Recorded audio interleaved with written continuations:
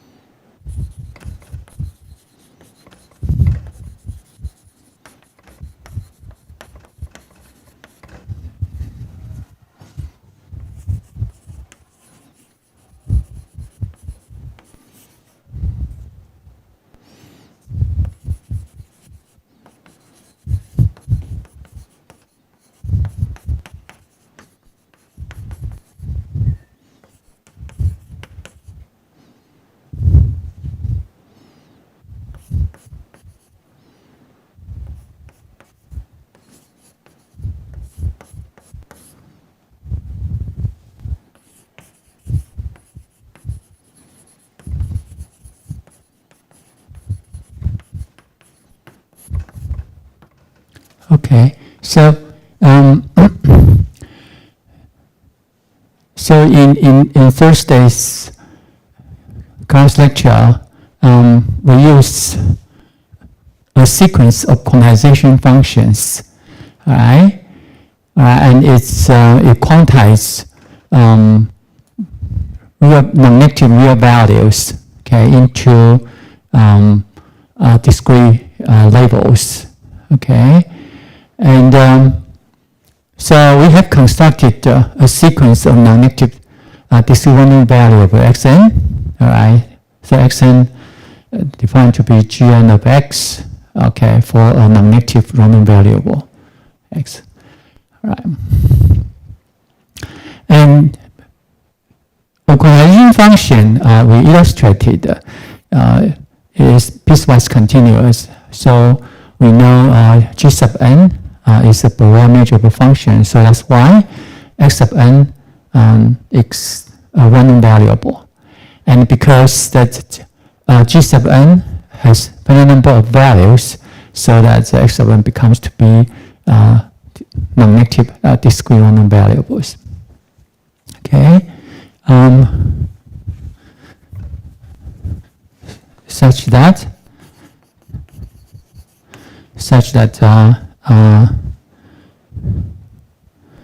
we have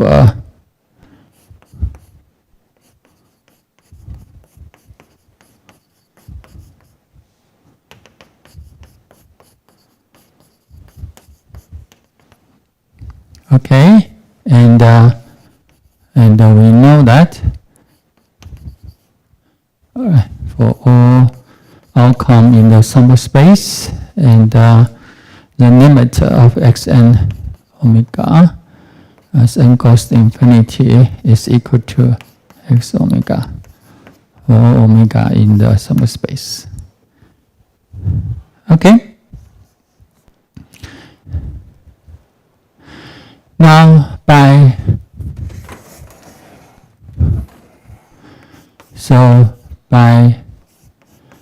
proposition 5.2.g, that when we take the expectation, then we have 0 less than equal to x1 less than equal to expectation of x2 less than that is the expectation of xn.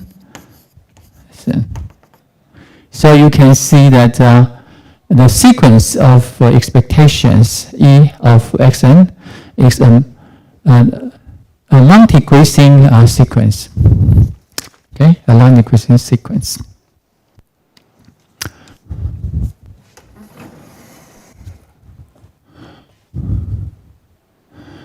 Okay, now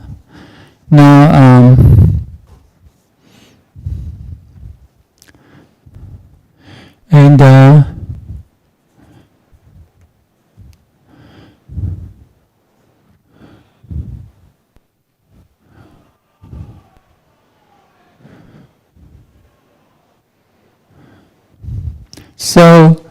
so that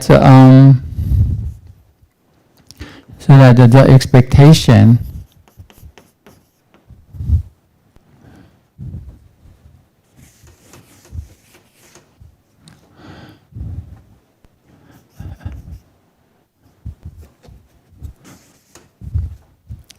so now the expectation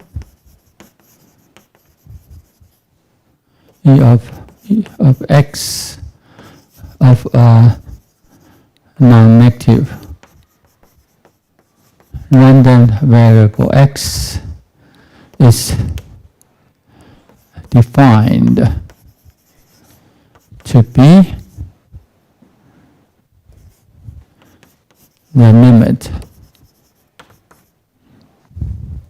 of the sequence expectation of x of n for n from 1 to infinity. So it's defined to be the limit of the sequence in above, i.e. we define expectation of x to be the limit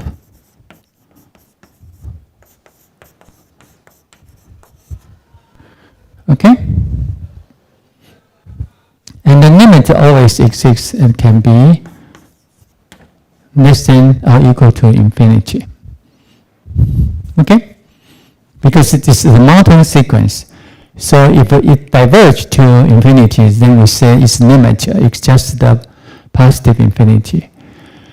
And if the limit is finite, of course, then this limit is less than infinity there. Okay? Right, so you can see that the definition of expectation of a non-negative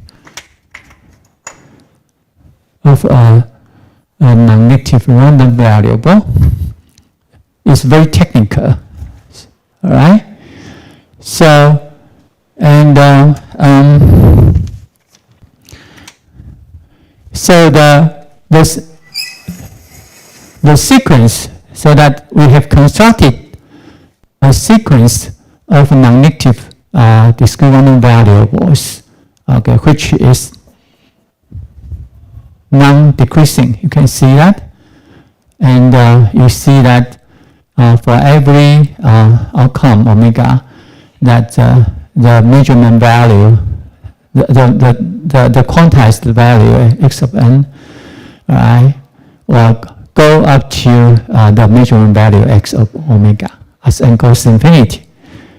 Okay, and you may have another sequence of non-negative discrete random variables, which is non-decreasing and also has this limit. Okay, you may have other, and then of course for that sequence of non-negative discrete random variables, their expectation also decreasing, so that they have limit. But the question is that so one concern, all right, about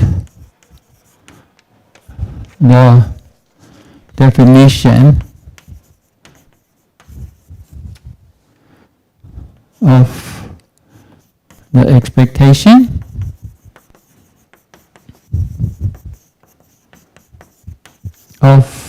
or non-negative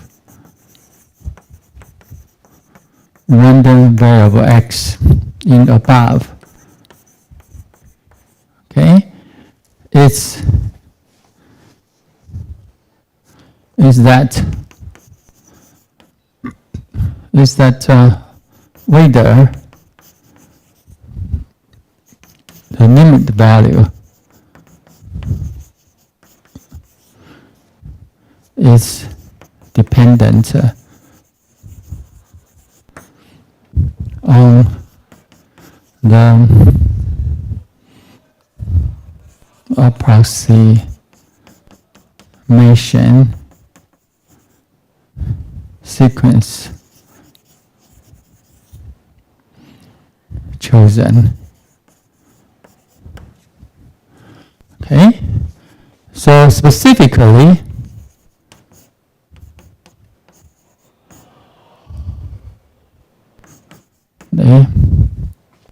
suppose that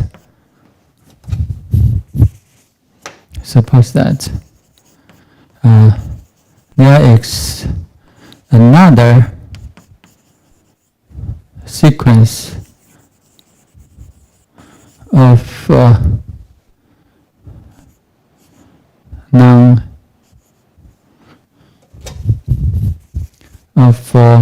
non-negative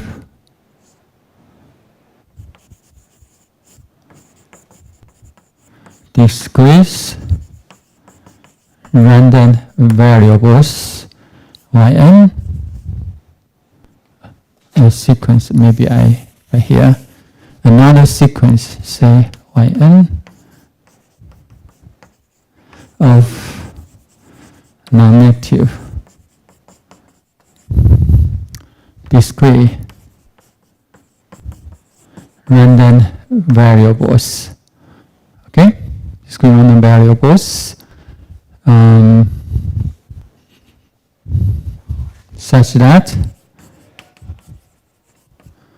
y1 0 less than equal to y1 less than equal to y2 omega y sub n omega for all omega in x, and the limit of yn omega as n goes to infinity is equal to x of omega. Okay? Right, so we have another sequence of non-negative discrete random variables y sub n, such that it is non-decreasing, so that for each outcome omega, right, the value okay, it is non-decreasing, and also the limit of this non-decreasing sequence of numbers goes to x of omega. Okay, for all omega in a sample space. Okay, and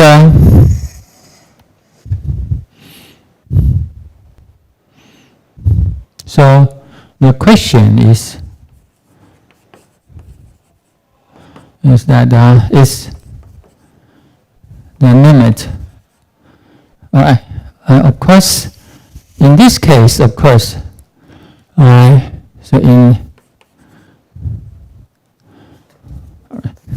so by taking expectation, again, by proposition 5.2.g, we know the expectation of y1 less than equal to expectation of y2, less than equal to expectation of yn, right? So you have that. Okay. And then,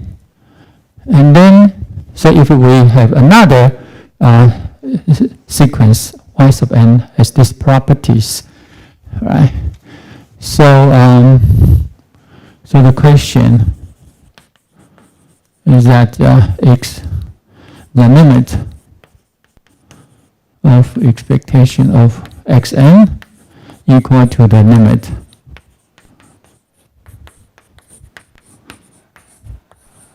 okay. If the answer is no, then we will get into trouble. Why?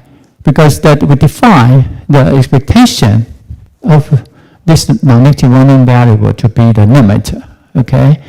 And so that if we take another sequence, right, which approach to x, right, then and if we use this sequence to define the expectation of x, then we have unequal value. Okay. All right. So that would be beta, right? Okay. And so the answer is that yes, we are very fortunate that the answer is yes. Right. And so we will prove that the limit value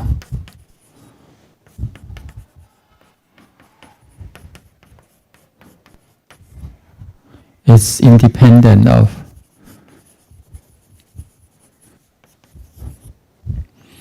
the approximation sequence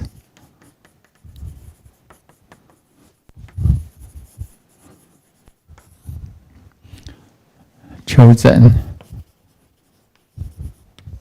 Okay? All right. So now, okay, so now we will show lemma 5.2.1 in the textbook. So for any non-negative random variable x, okay, then its expectation is equal to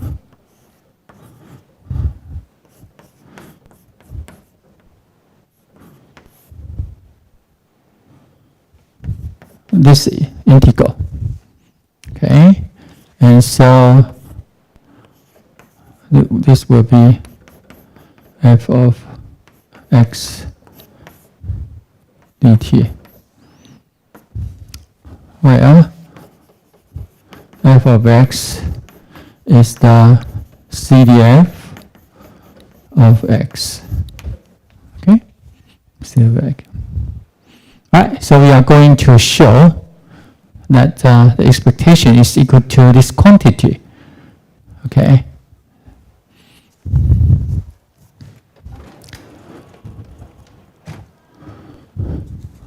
All right, and we'll give a proof. So we proceed in 2 steps. All right, so now step 1. X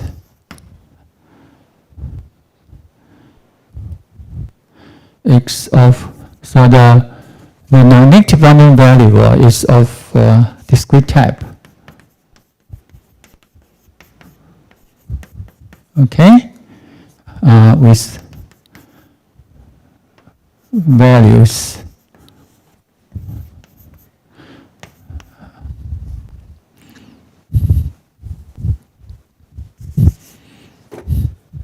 A1, A2, etc. Okay, so it's discrete, so its value is countable, okay, and non-negative because that is a non-negative non-variable. Okay, and then we look at the expectation because that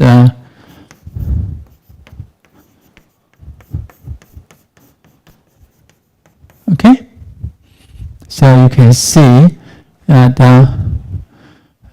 by definition, okay, and the sum always exists, but may diverge to infinity, right? Because each a sub I non-negative and the probability is non-negative. So each term is non-negative, and you sum over non-negative numbers, then it will be non-negative. But if it's not converged to a final value, then it will diverge to infinity. So anyway, this sum always exists, but maybe infinite. Okay. So now we look at this sum from the diagram here. Okay. So here, so this is 0. Suppose that we have A1 and A2. Here is A3, A4, etc. Okay, so this is X here. And we look at so AI here, okay, and so that we look at this is the now we find that so we will write down the distribution function like there, okay, and here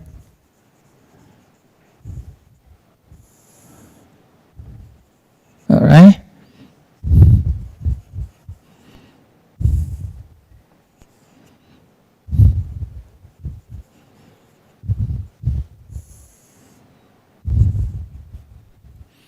Okay, so we'll go up, but anyway, that this is 1. Okay, so that this figure we have that we have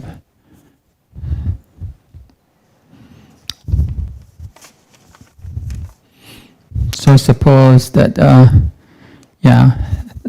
suppose we have A5 and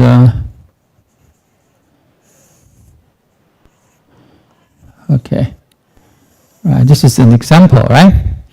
Okay, so here we have only 5 possible values here, but in general, if it has infinite many possible values, then you can see that you can do it this way.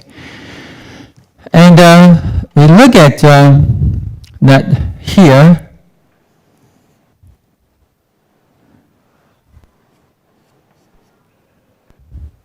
Okay, so that we see this is the jump. The jump is the probability that x equal to A1, and the jump here is so this is the jump, right? The jump is the probability that x equal to A2. And the jump here is the probability that x equal to A3. The jump here is probability that x equal to A4. The jump here, probability x equal to A5 here. Alright, so you look at this rectangle, and the width here is A1, right? So this is A1. All right, and so the area and the height is the probability of x equal to A1. So the area here, the area is equal to A1 times probability of x equal to A1. Okay, the first. And when we look at the area here of the rectangle,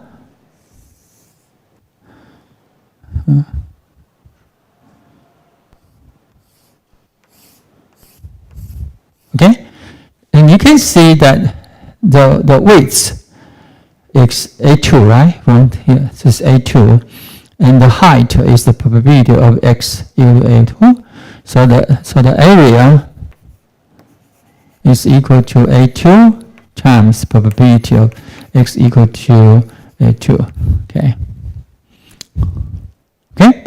And all right. So once more, like here.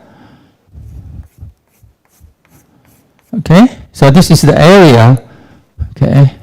The area is equal to A3 times probability x equal to A3. Okay, so etc. All right. So we have that. Okay, so this is area x A4 times probability x equal to A4, and this area. Okay. All right. So that this is the area of shaded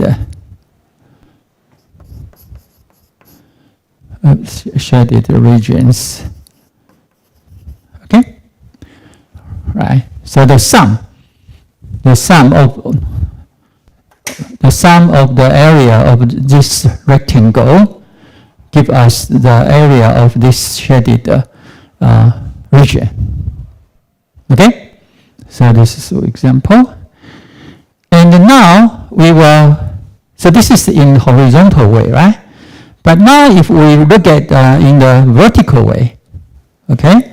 So if we look at the vertical way, so now I use, okay, now we look at that, go up here, okay, right? And I use a green color.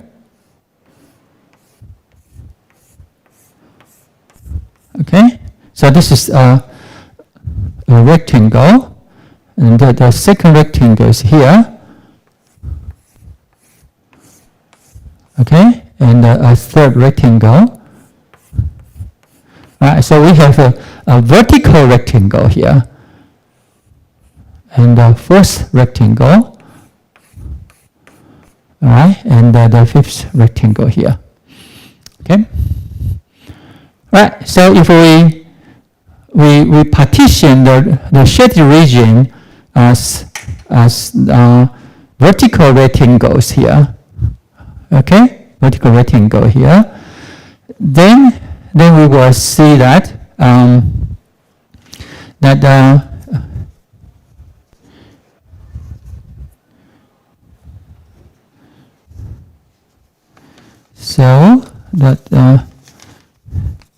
so here, so you can see that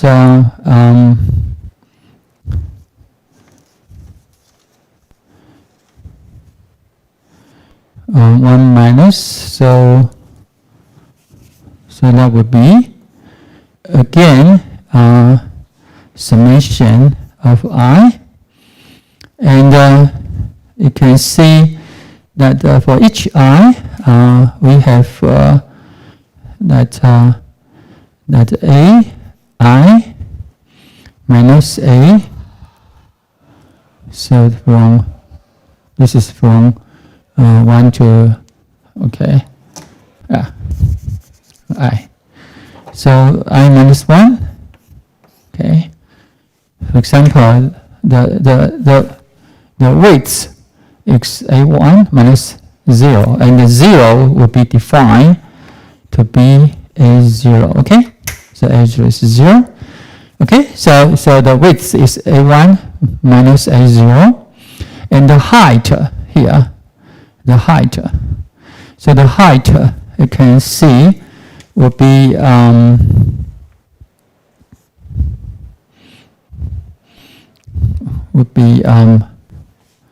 1 minus, so for here, this is 1 minus, okay, and the f of AI minus 1, okay.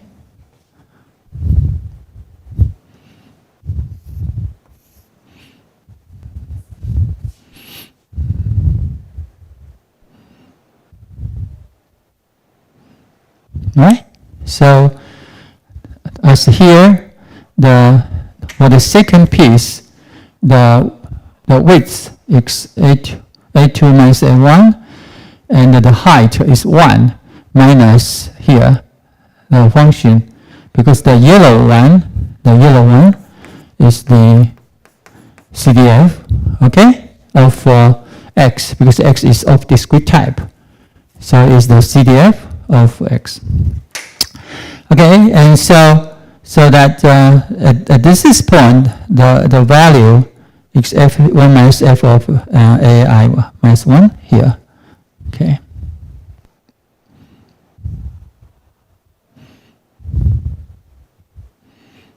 All right, and so it's very interesting that so this is the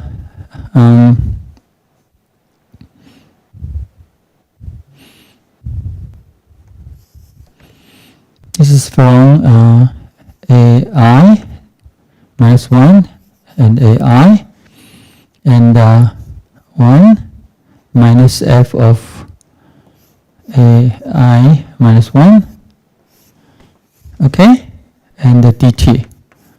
Okay.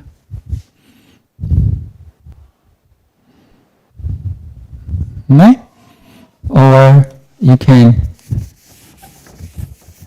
write it here.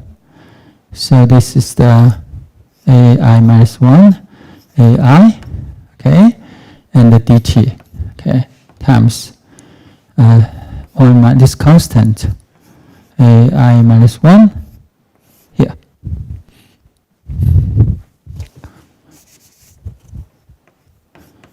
dt here, okay, but so that we can move the constant into the integrand, okay, so this is equal to summation ai minus 1 and ai, okay, and 1 minus f of ai minus 1 and dt. Okay. Now, it's very interesting that because that this constant actually can be dt here. Why? Because that things f of t is equal to f of ai minus 1 for all ai minus 1 in t and the ai, okay? Because it's stepwise, right? So up to, so you can see from t from a sub I minus 1 up to ai, but not include the ai. We know that we have this value for the CDF. Okay, and so now the integrand now becomes to a function of t here. And so now we add the upper and lower limit. So we know this is from 0 to infinity and 1 minus f of t and dt here. Okay, and so finally, so this is 1 minus probability of x less than or equal to t dt, and finally, so this is the probability of x greater than t and dt. Okay, so we give the proof of the lemma here. Okay, the step 1. Okay, so you see that we have so we prove that the expectation of discrete, non-negative discrete random variable, all right, that is expectation is equal to this integral and also this integral. Okay, so the lemma is true. Okay, for for discrete non-negative random variables. Now we are going to step 2. Okay? Now, step 2, that X is an arbitrary non-negative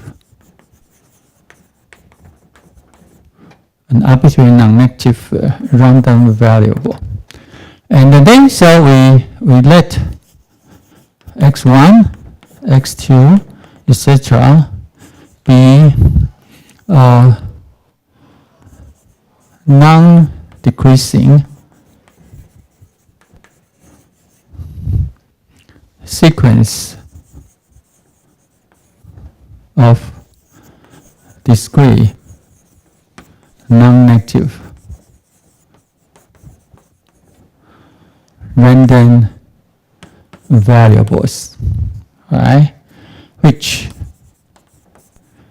converges to X. Okay? So i.e.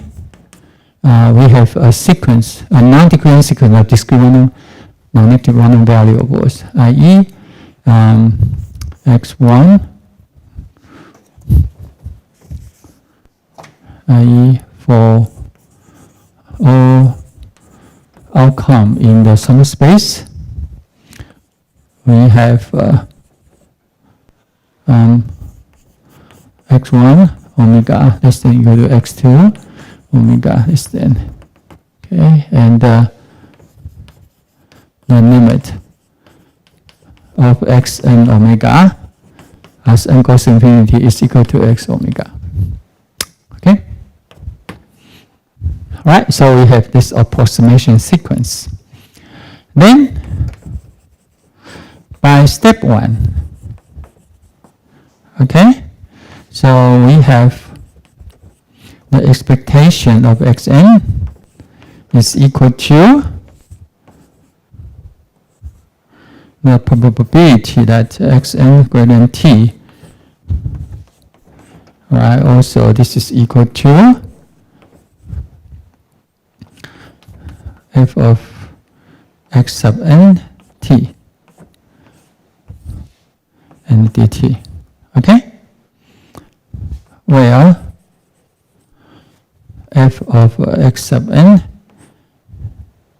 t is the CDF of the discrete random variable x sub n. Okay, so this is from the step 1. Okay. Now, on the other hand, okay, now so we will go there.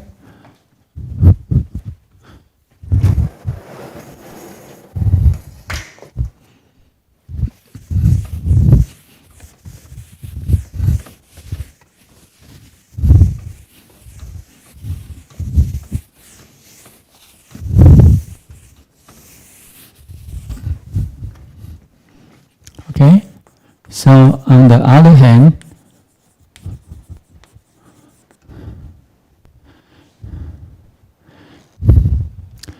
since xn omega go up to x omega as n goes to infinity,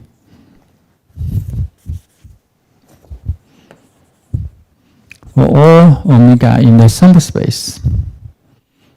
Okay? So, for any t greater than 0, we have, okay, that's x1 greater than t. So this event is contained in x2 greater than t. Okay? Because x2 is greater than x1, right? Greater than or equal to x1. So that if x1 is greater than t, then of course x2 greater than t. Okay, right? So this is bigger. Okay, and so here, so now we have a non-decreasing sequence of events. Okay, See, you can see that.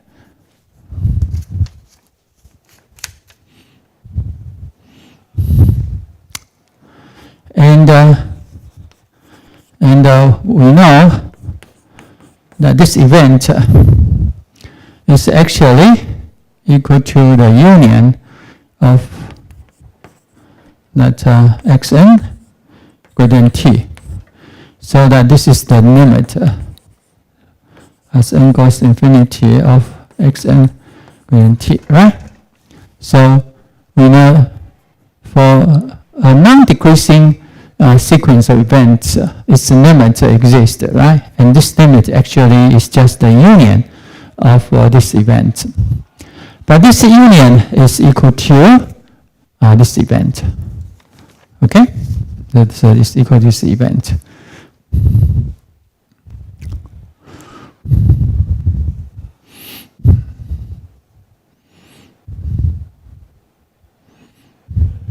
All right.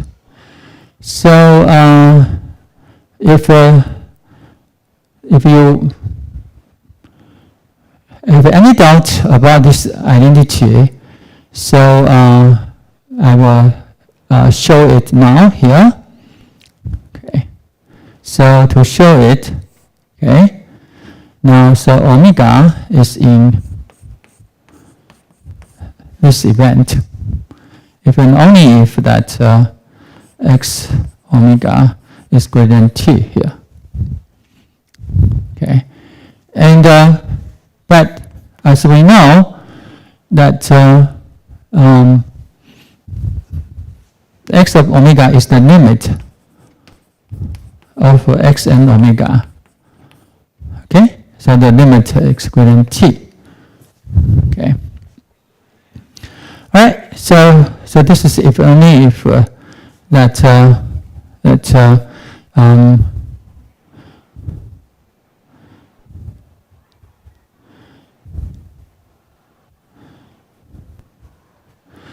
so that existed an n, okay, greater than or equal to 1, such that x and omega, okay, x greater than t. Okay, since x and omega is going up, right? So it's a monotone, non-decreasing. Okay, so that so this is says that Kx is the n greater than or equal to 1, such that omega is in the event. Okay, right? And so that omega is in the union of the event and equal to 1 to infinity.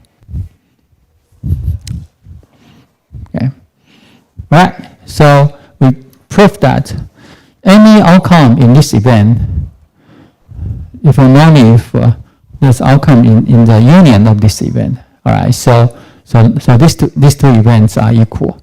Okay. All right. Okay. So now.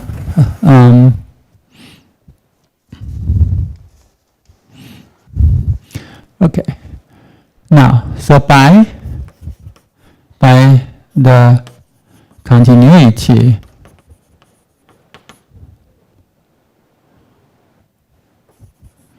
of P of the probability function, P of x greater than t, which is P of limit n goes to infinity of xn greater than t, right? So this is so that the continuity is for non-decreasing sequence of events that the limits is exchangeable greater than t here. Okay, all right. So you can see that this probability, right, of the event is the limit of the probability of this event.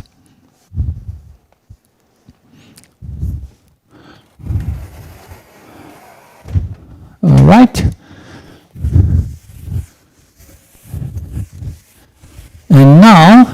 definition of the expectation. Okay, so by definition, okay, the expectation of x is the limit of expectation of xn. Okay, and so this is the limit goes to infinity, and the expectation of x equal to probability of xn greater than t dt. Okay, so this is by step 1. Okay, so step 1 tells us that this is true. Okay, and now the limiting process and the integration process can exchange each other, so that we can exchange these two operations. Okay, by what? By a theorem called the monotone convergence theorem.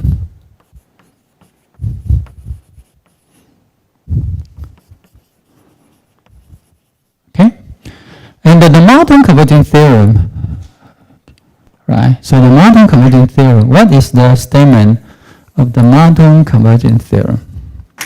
Right, so I'll state here.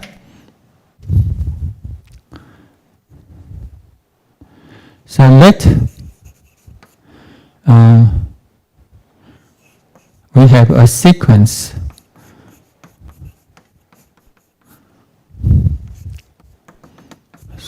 so be non-decreasing sequence of non-negative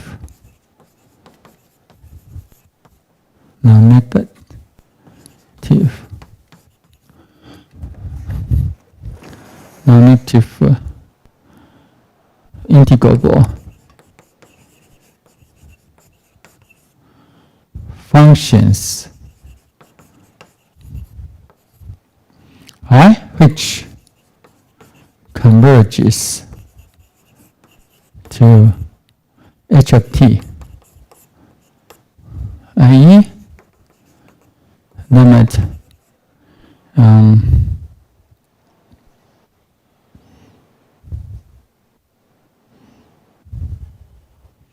okay, all right, we got that function on an interval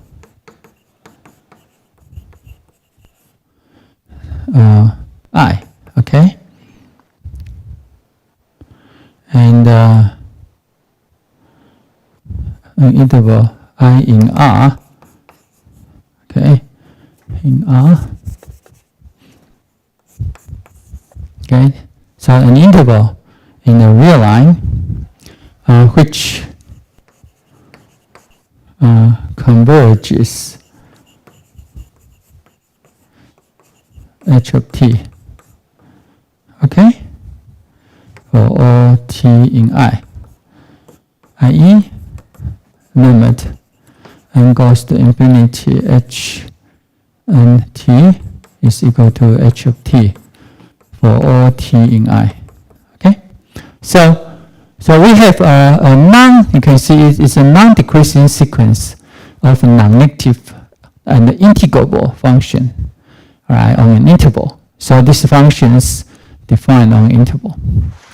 Then in h, so and this one converges to a function h of t, right, for all t in the interval. Okay, so we have that.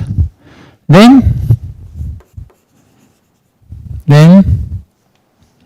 the limiter as n goes to infinity of the integral of h of n t dt.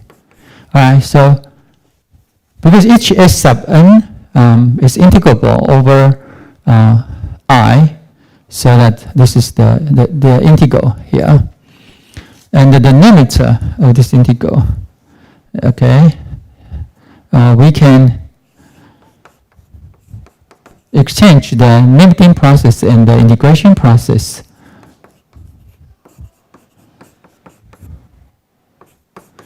All right, and which is just h of t and dt. Okay. So that is a famous theorem in analysis. All right, so the statement. And here, when we apply it, that we see that this is our h of t. Okay, you can see here. And so we know that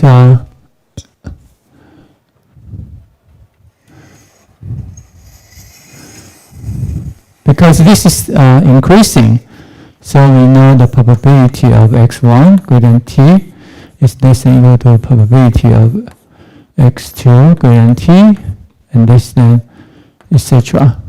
Okay, so that this is h1t, this is h2t, etc. Okay.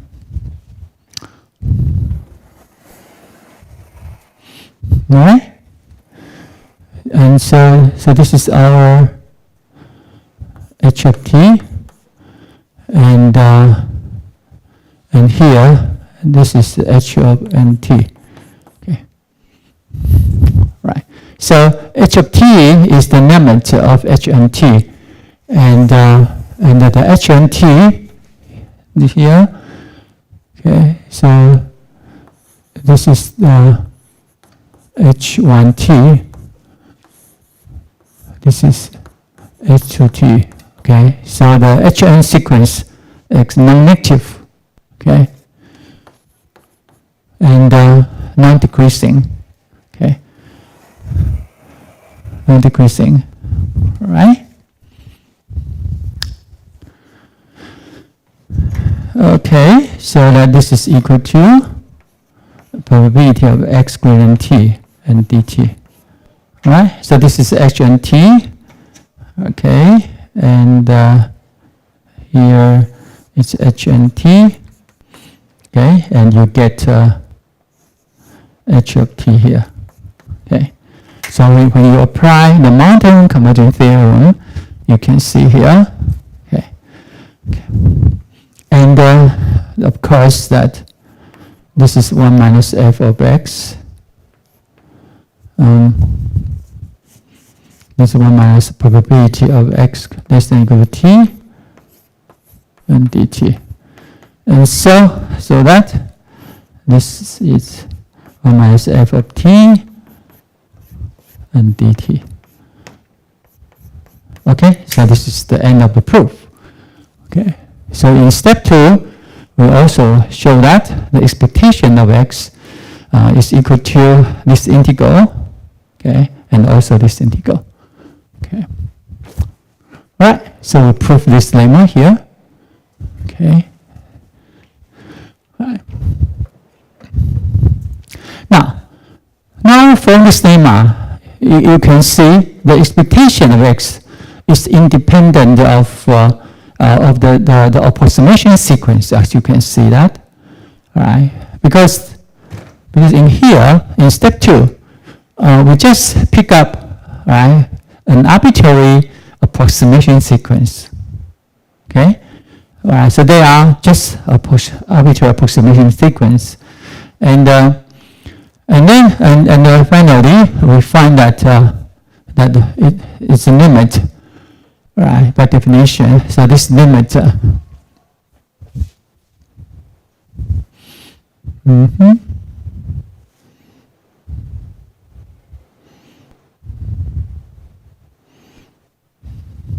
Yeah. Okay, so by definition, this limit, you can see with this approximation, arbitrarily chosen approximation sequence x sub n, we end up with this integral, and it's clearly this integral is independent of so this integral or this integral, right? Both of them are independent of the chosen approximation sequence x sub n. Okay.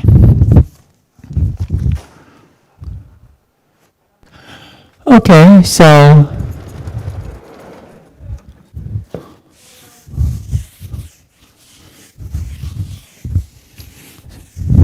right, so we have shown that the answer is yes. Okay, and the definition of the expectation of a non-negative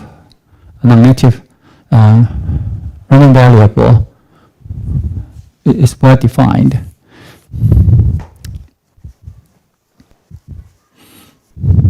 Okay, so so now we have given constructive or an operational definition of the expectation of non-negative random variables, and the expectation of the non-negative random variables always exists, but may be infinite. Okay, may be infinite. All right. So let's say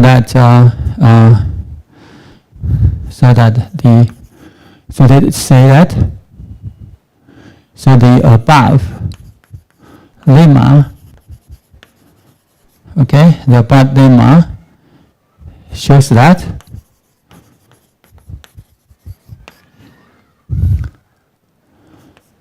the definition, okay, of the expectation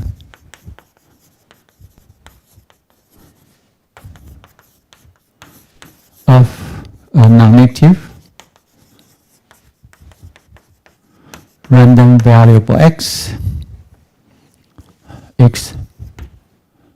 independent of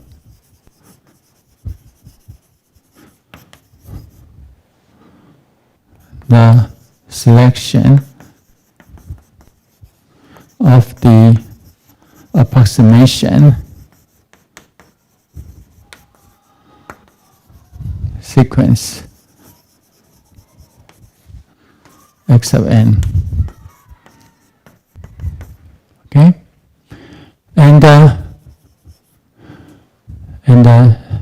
E of x always exists,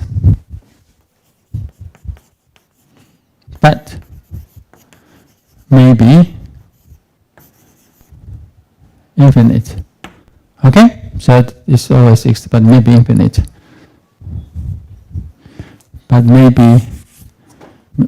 maybe either or maybe a finite number or infinity. Okay. Now for a generic random variable x, we define the positive part, okay, to be 0 if x of omega is less than is x omega is negative, and is equal to x omega if x omega is greater than or equal to 0. Okay. Okay. So call the positive part of x, right? Now the negative part is defined to be minus x omega if x omega is less than 0, and 0 if x omega is greater than or equal to 0. Okay, so this is called the negative part of x. Okay, the negative part of x. But because, as you can see that when the value of x at the outcome omega is negative, its negative part is the minus of this negative number. All right, so the negative part also non-negative too. Okay.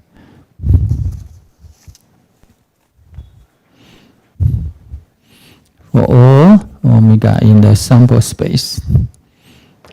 All right.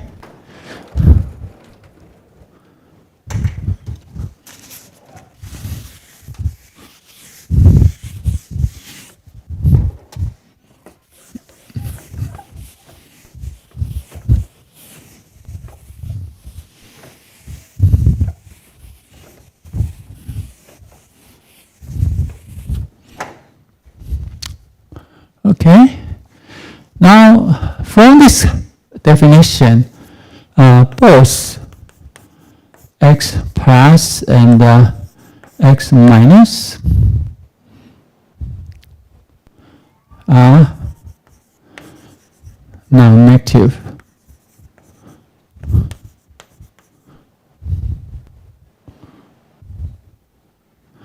Random variables, things. Okay? Right? Things x star, x g is the g plus of x, and x minus is the g minus of x. Where what is g plus? Is equal to x if it's equal to 0 if x is less than 0, and is x if x is greater than 0, and g minus is defined to be minus x if x is negative, and 0 if x is greater than 0. Okay.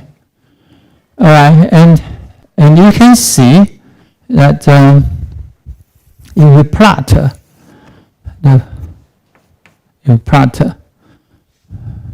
this function, you see that it's 0. Okay, and go this way. Okay. So it's just like a rectifier, right? It's just like a rectifier.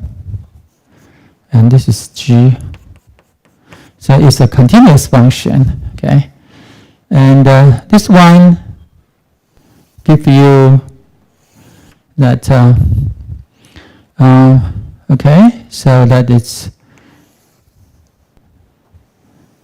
negative rectifier, okay? So this is g minus x here, right? Okay. So that g plus and g minus, okay, are two data processing functions. You can see because you do the rectification here. Okay, so this is positive the ordinary rectification, but this is a little bit strange that in the other way here. Okay, and so these two are continuous functions, real valued continuous functions.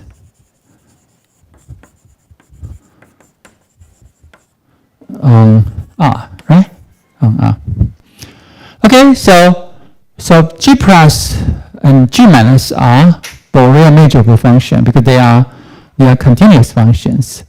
All right, so that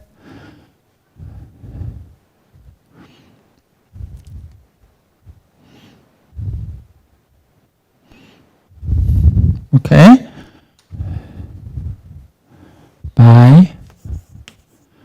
position 5.2 point, I think is E, right? So for continuous function, okay, and when we do as data processing functions, then for any random variable x, this is also a random variable. Okay, so they are random variables, of course.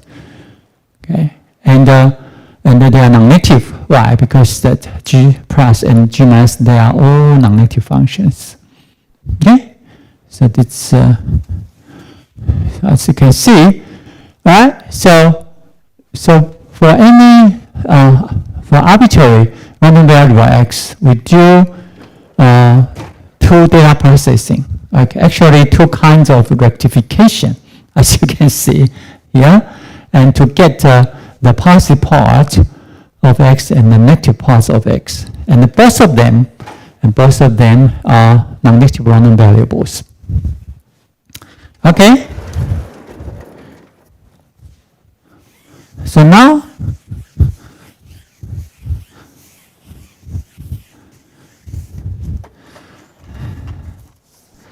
all right.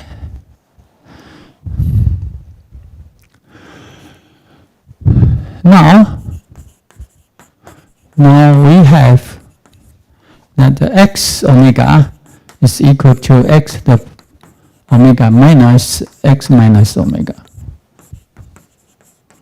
Okay, so for every outcome that the value of this random variable is equal to difference of this the positive part and the negative parts minus the negative parts of random variable x there.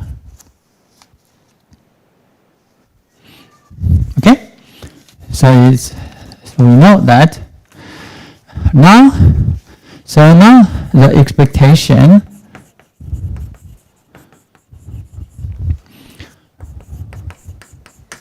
okay of a random variable x, okay, is defined as defined to be the expectation of x part minus the expectation of the minus part, the negative parts there. Okay, so this is by definition here.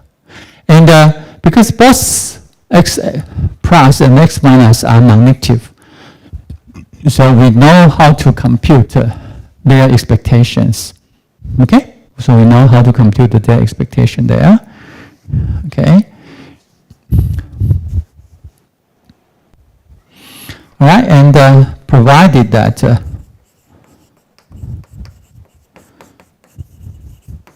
provide that at least okay one of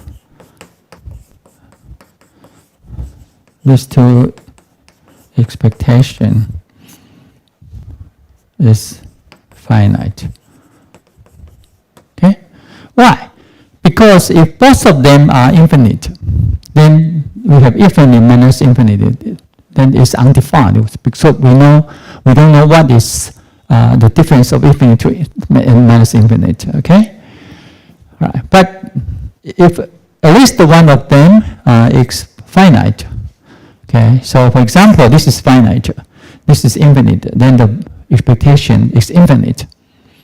Okay, or if this is finite, but this is infinite, so the expectation is minus infinite. Or if both of them are finite, then the expectation is a finite number. Okay. So anyway, that if one of them, at least one of them is finite, then the expectation exists.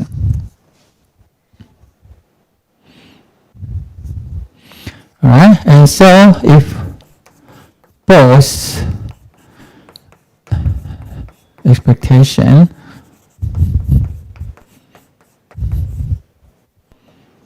expectation are infinite, Okay, then X is said to have no expectation, right? Okay. All right.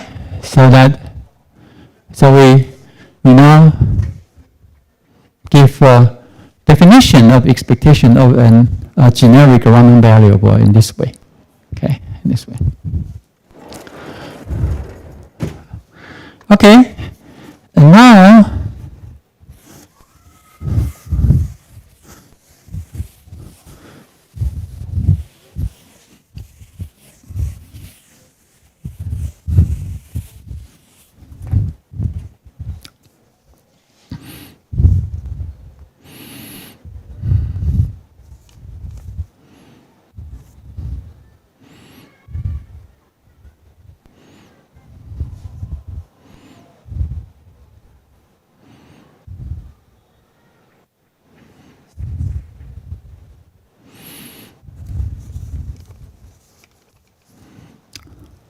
all right.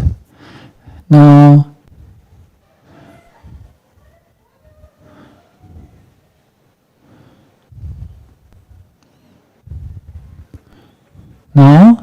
since this CDF, so by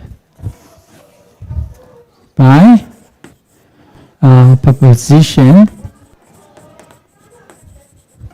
5.1.8, okay, in this proposition, we summarize some properties of the distribution function, the CDF of a random variable, right? So the CDF of a random variable X has comparably many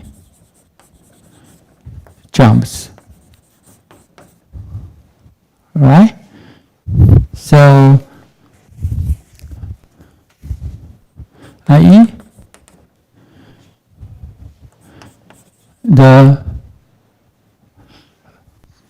probability mass function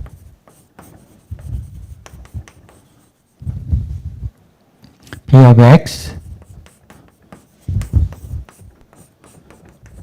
okay, so the probability mass function, and which is just probability of X within less than equal to X minus probability of X less than X, okay? So that is f of X minus f of X minus, all right, the no limit. So the probability mass function, you can see that, all right,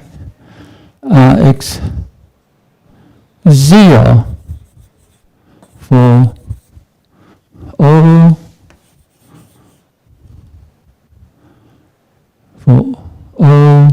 X in R except at countably many points. Say X equal to AI, okay? Many points, except at kind of many points. Okay, so the probability mass function P of X, right, is X0 for all X except at the kind of many points X, okay?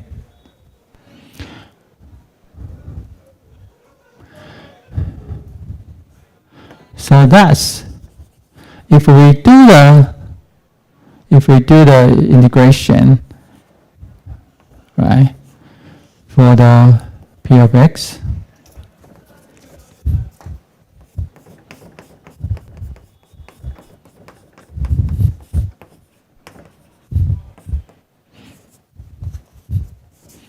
So this is little px and become to 0. Okay? Become to 0.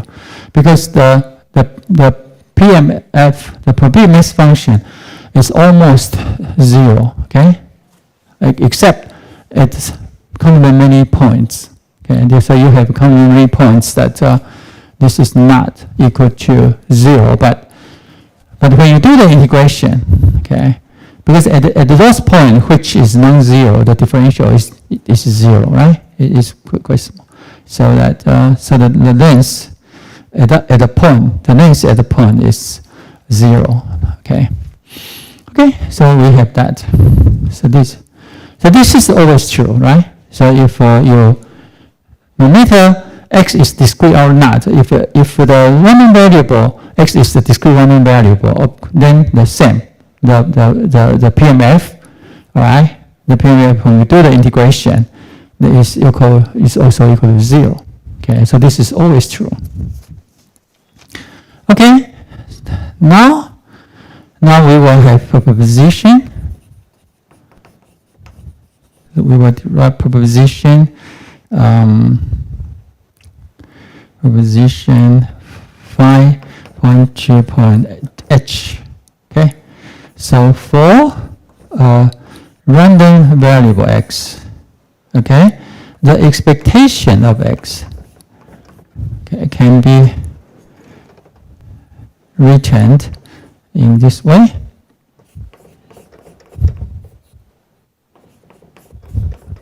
X minus infinity, right, to 0. And this is probability that x less than equal to little x and the dx. Okay, provided that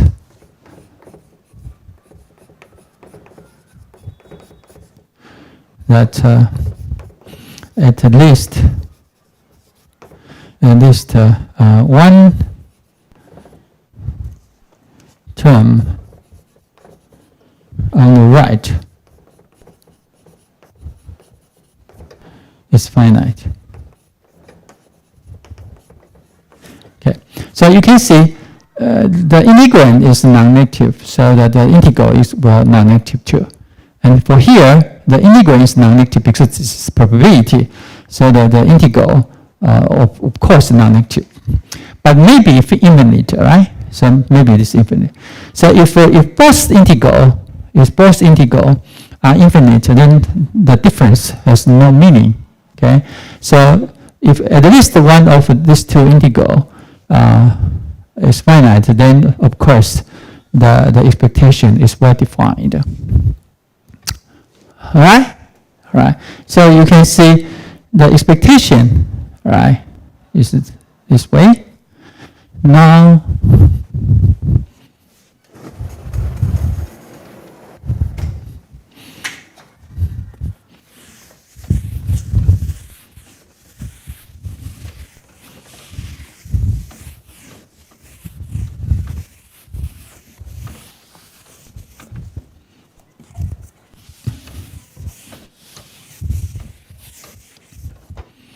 okay, so now we give a proof of this proposition.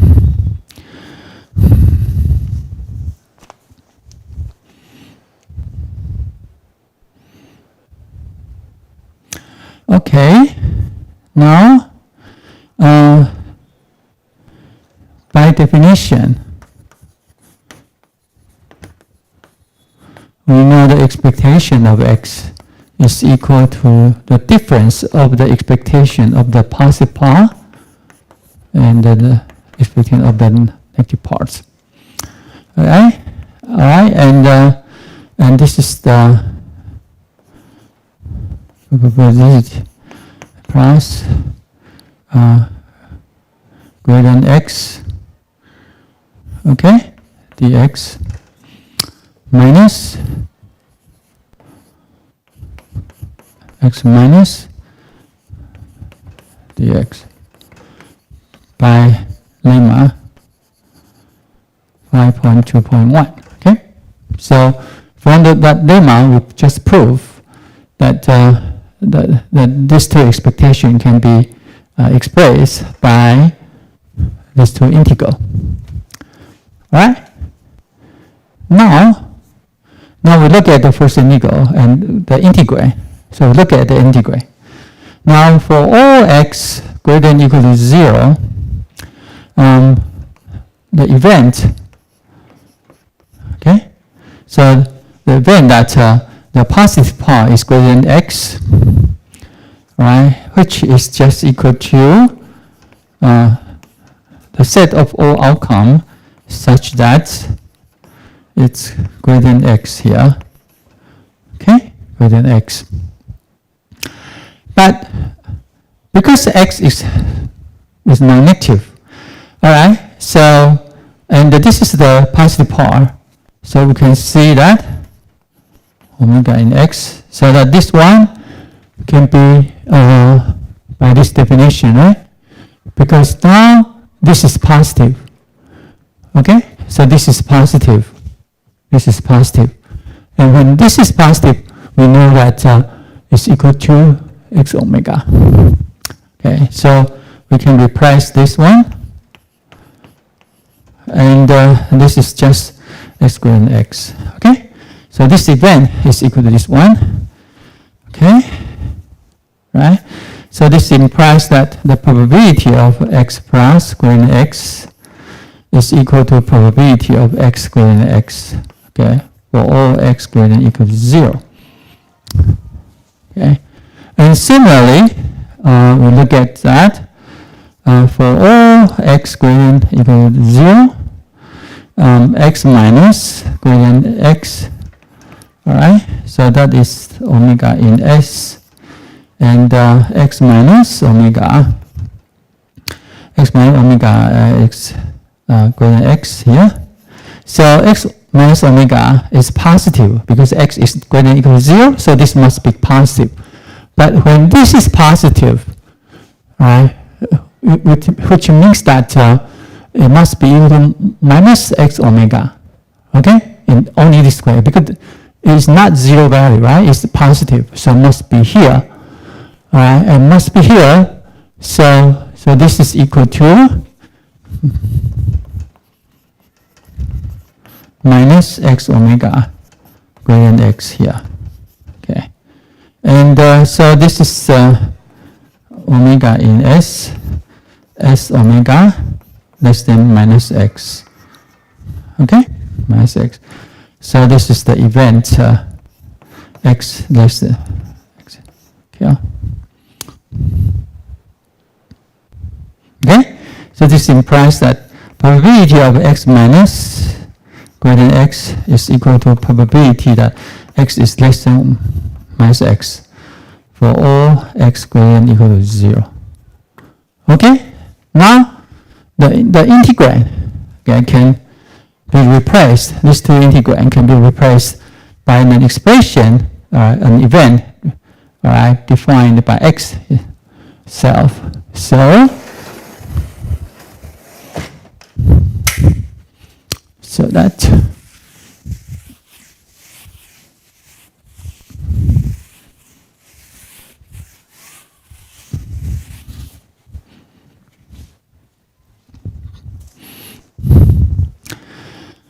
okay, so that expectation of x is equal to 0, and this is probability x greater than x dx.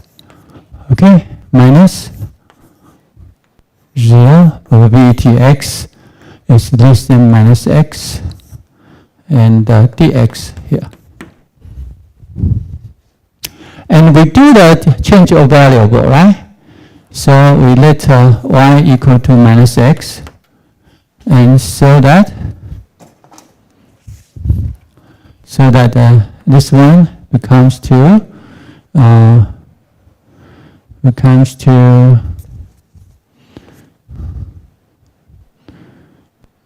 so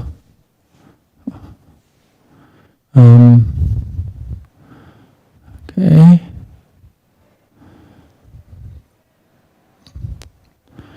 Probability of x less than y, and minus dy. And here we have minus infinity goes to 0. Okay. Okay. And so, because it's minus, right? So you will reverse the direction. Dx here. Okay? But this is equal to plus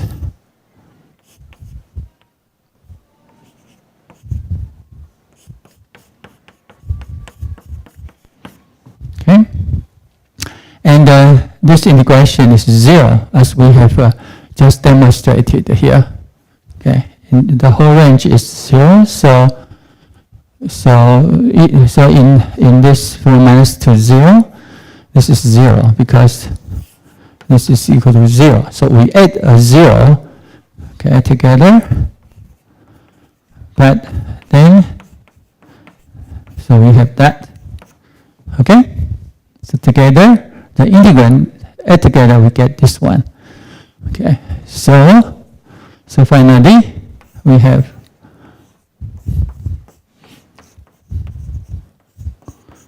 okay, minus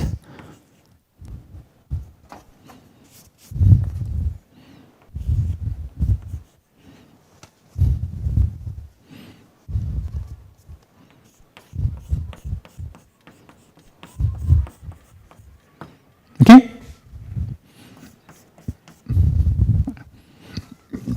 Okay, so we have this proposition H.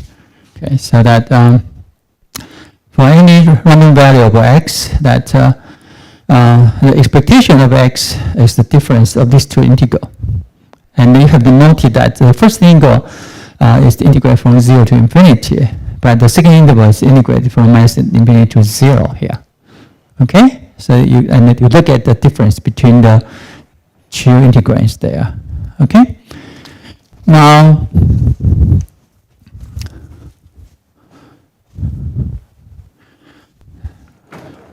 a more useful formulation is by using the Riemann-Stiegler integral.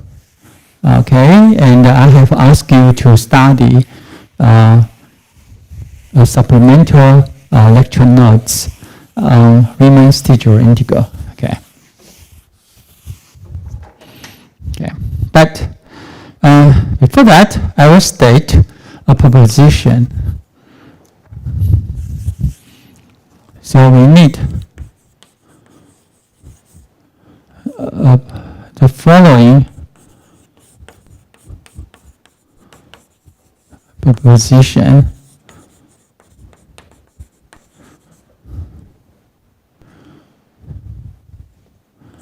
which is given without a proof. Okay, so it's proposition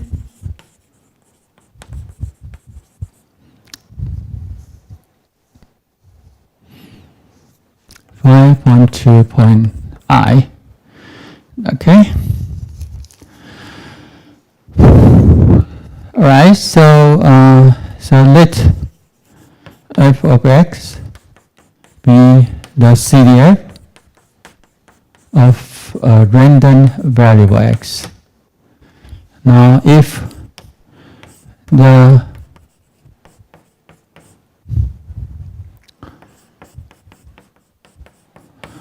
this Riemann-Stiegler integral, all right, is finite, then, all right, so if the Riemann-Stiegler integral is finite here, then we have that the limit of x times 1 minus f of x as x goes to infinity is 0, and the limit as x goes to minus infinity x times f of x is also equal to 0. Okay.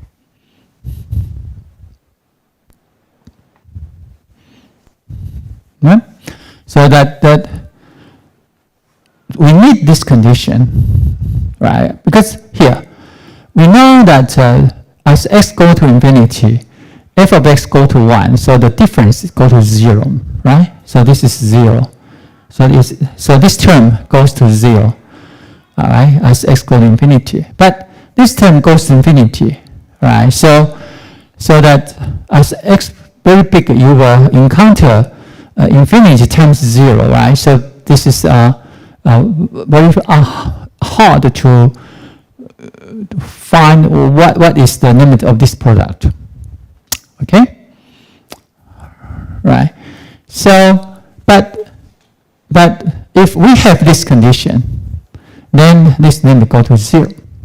Similarly, as we know, as a CDF, when x go to minus infinity, this function, this is the value of this CDF is go to 0, so this go to 0.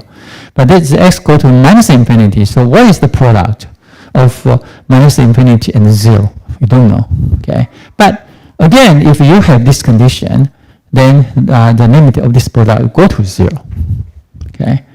And so I just state this proposition without proof, okay? Because the proof were a little bit involved, so I just omitted. All right, now with this proposition, so we will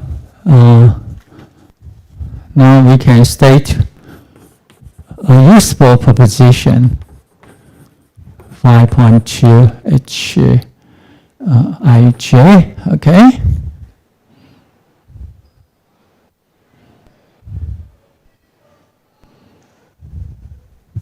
All right, so let f of x be the CDF of a random variable x.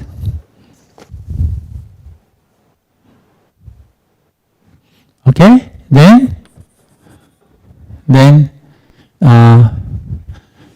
expectation of x is equal to this improper Riemann-Stieltjes integral. Okay, so the integrator is the CDF of this random variable. Okay, so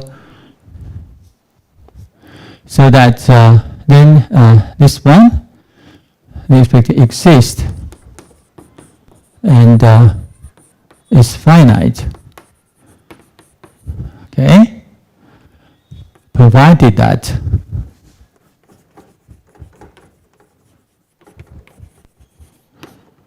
the Riemann-Stieltjes integral. The Riemann-Stieltjes integral, right? This integral converges absolutely, i.e. that the integral, the s value of x and the d of x is finite. Okay, so we need that this Riemann-Stieltjes integral converges absolutely. So absolutely means that if we change the integral as its absolute value here, all right, and the Riemann-Stieltjes integral here is finite. All right, this integral must be non-negative. Okay, so that it may be finite or infinite. Okay, and here we require that this Riemann-Stieltjes integral is finite here. It's finite.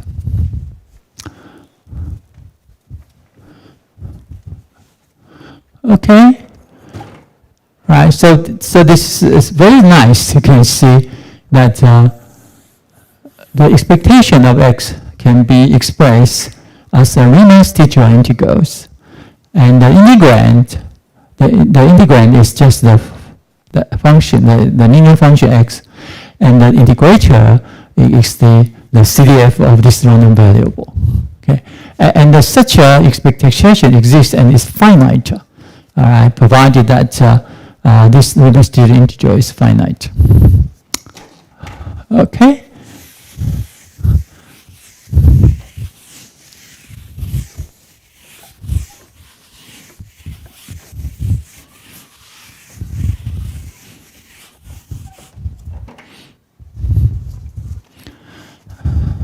Right, so now I give a proof of this proposition. Okay, now by integration by parts, okay, we have, okay, that 0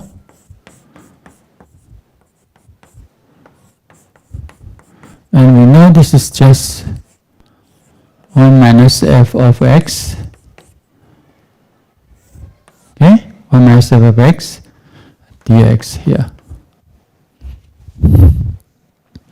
And by integration of parts, then we have x 1 minus f of x, okay, infinity and 0 plus infinity 0 and x and df of x. Okay. So look at the integration by parts formula in the supplemental. Okay, so you have to see. Please refer to the supplemental lecture notes. All right, Riemann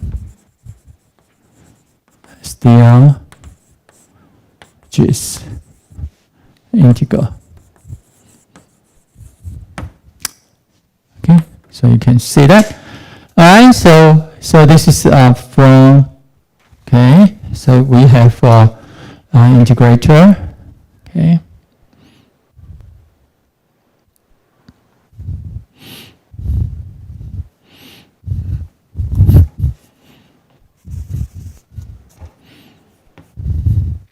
All right, so that 1 minus f of x, right?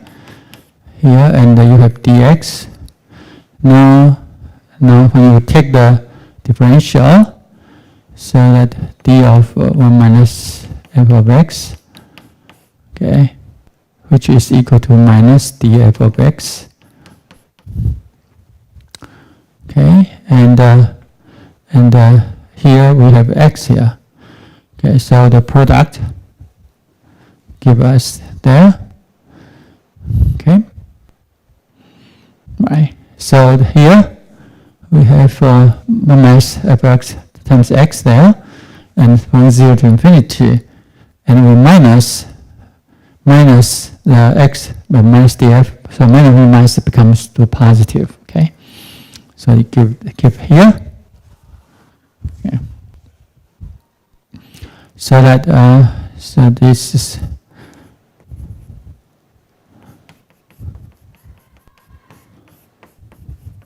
is equal to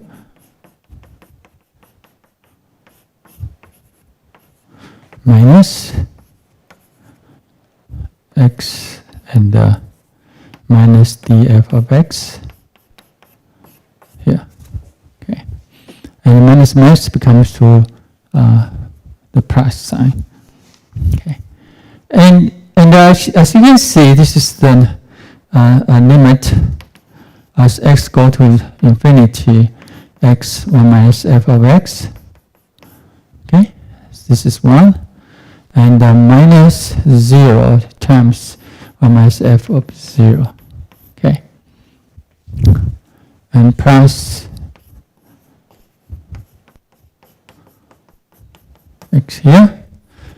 But because we know that the reduced teacher integral here, this integral, converges, which is finite. So that from this proposition, when this is true, then the limit of this product go to 0. Okay. So we have 0 minus 0, because 0 minus this one, this is final number.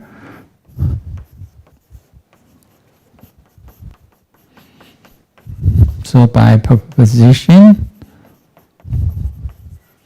5.2 point I here.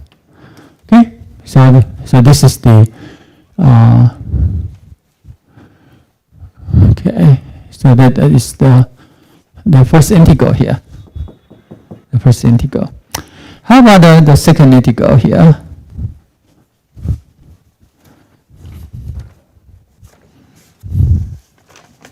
Now the second integral, so 0 minus probability of x less than x. So this is minus infinity to 0, f of x and dx. And once again, by the integration by parts, this is x, f of x, 0 minus infinity minus infinity to 0, x and the df of x. Okay, so again, by integration by parts, right? Okay. And here is 0 times f 0 minus the limit as x goes to minus infinity, x f of x. Okay, and minus 0 f df of x here. But this is 0 again. This is 0 again by what? By the proposition 5.2 point I. Okay, because we assume that this reduced teacher integral is finite. Okay, right. So that this integral becomes to this reduced teacher integral. Okay. So we combine them together and from this proposition,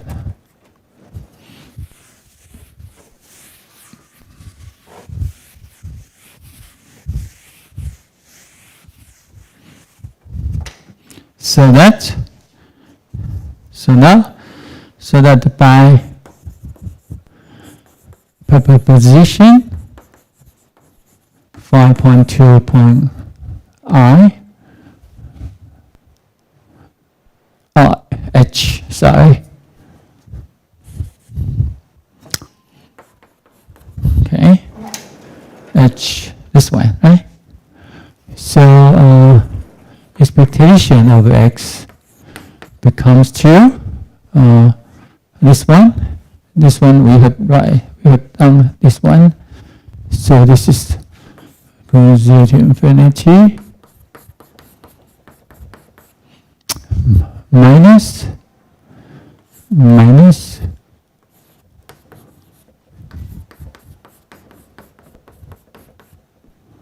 okay, and so minus is plus. Okay, so this is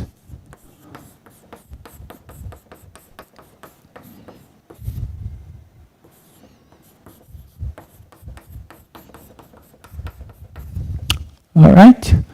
So together, so we have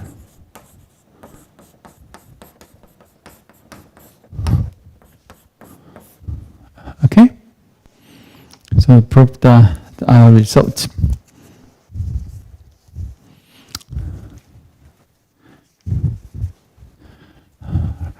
Right, and this proposition is quite useful. That so if x is absolutely continuous, right, with a PDF f of x then expectation of x is equal to x times f of x and dx. Right, so then this expectation exists and is finite, provided that the integral, so this integral converges absolutely, i.e. this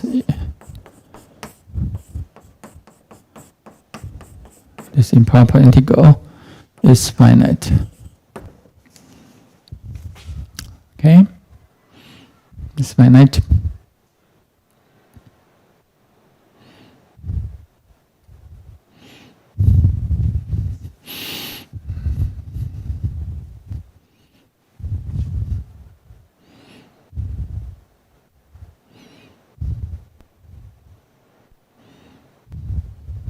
Okay, right. So the reason is that the differential of this integrator here, okay, the differential of this integrator is equal to f of x pf times dx here. Okay, so when x is absolutely continuous, right, we will have this expectation. All right, so this expectation exists and is finite, provided that if we take the absolute value of the integrand, okay, and we still have a finite value here. Okay, so this becomes to be quite useful if the Raman variable x is absolutely continuous with a PDF. Okay, so you just do this Riemann integral. Okay, and so you can apply the techniques you learned in calculus to compute this integral, right? And this integral always exists and is finite, provided this is true. Okay.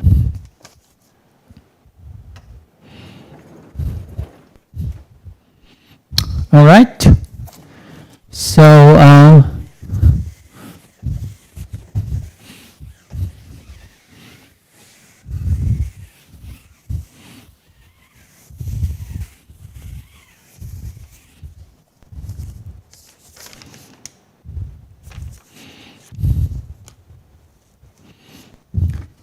okay. Now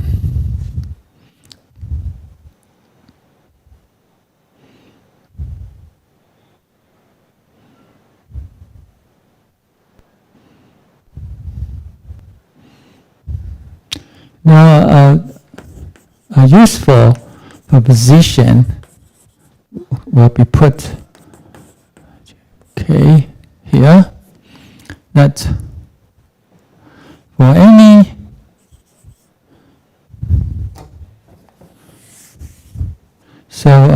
let x be a random variable and I an interval in the real line. Okay, then the expectation of this event, the expectation event, can be expressed as a Riemann's integral. Okay, so the integrand is just 1. The integrand is 1, and we over the interval here, the I. Okay, so that the 1 will be omitted. Okay, so this is the this probability can be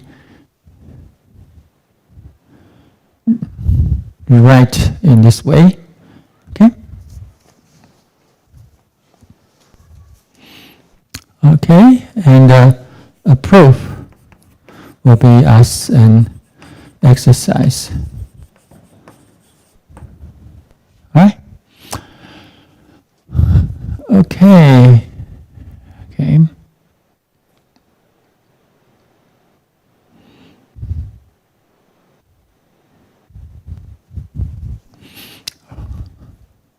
So they are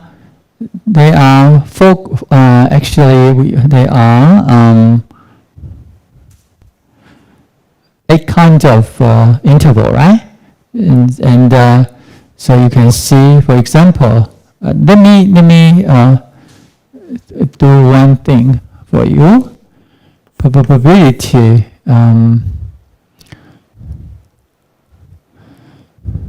like x in say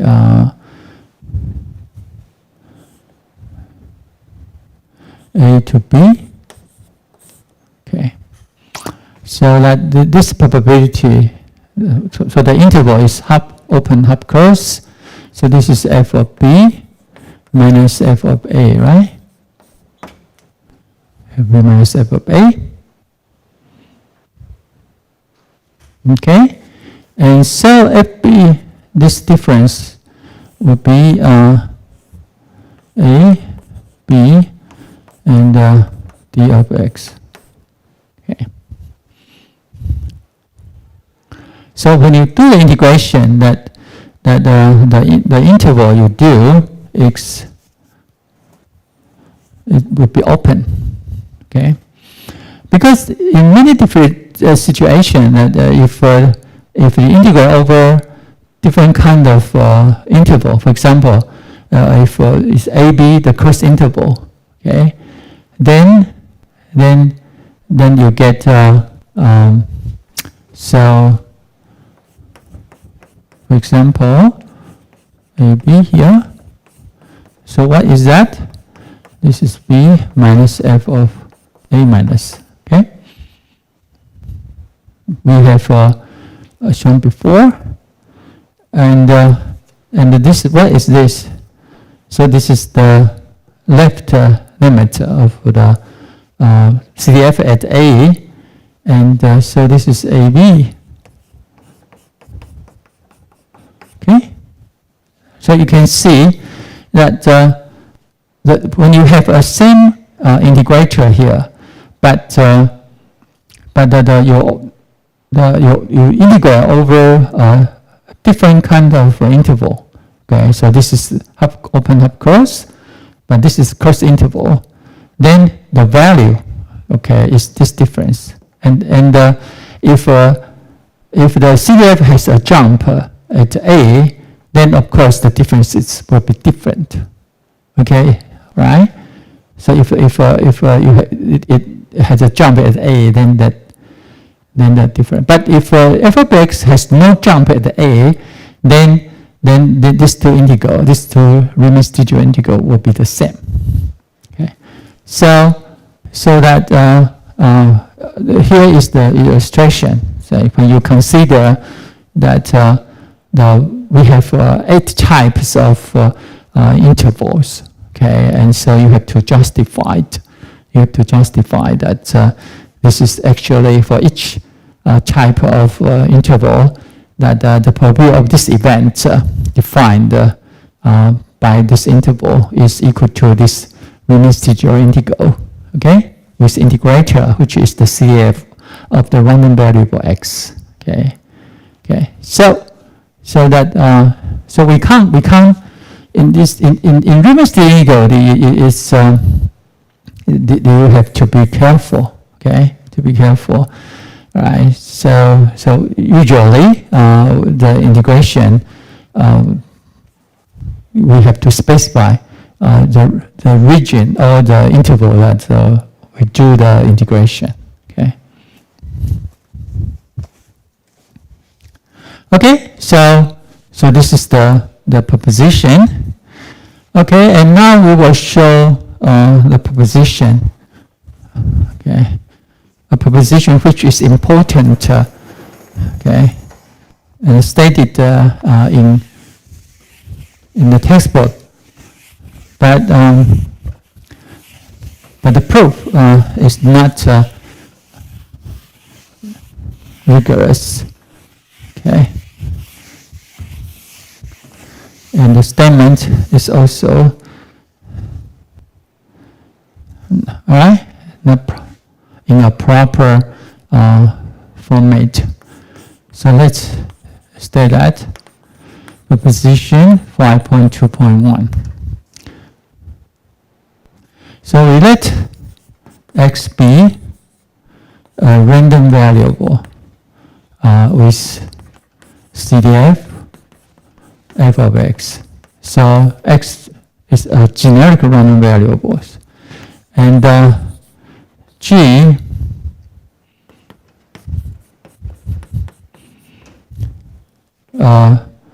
real valued piecewise continuous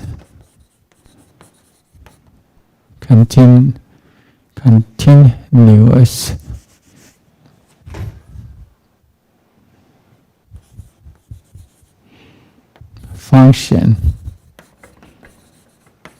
on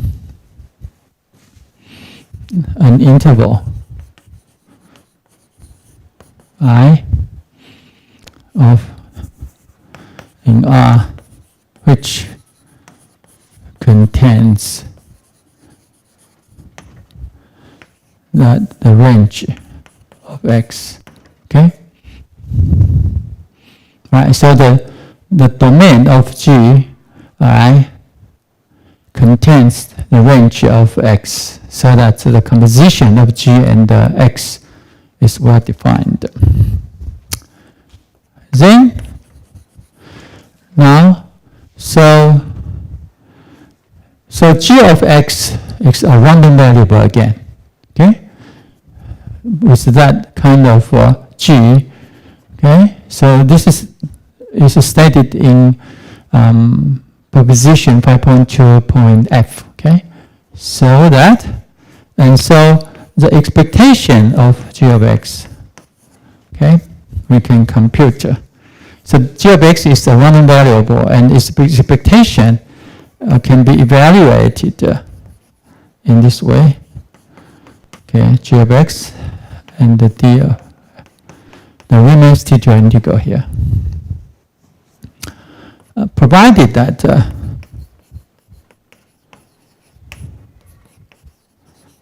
the Riemann still G's integral converges absolutely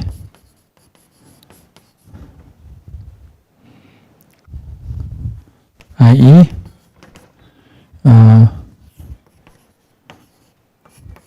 G of x df of x is finite.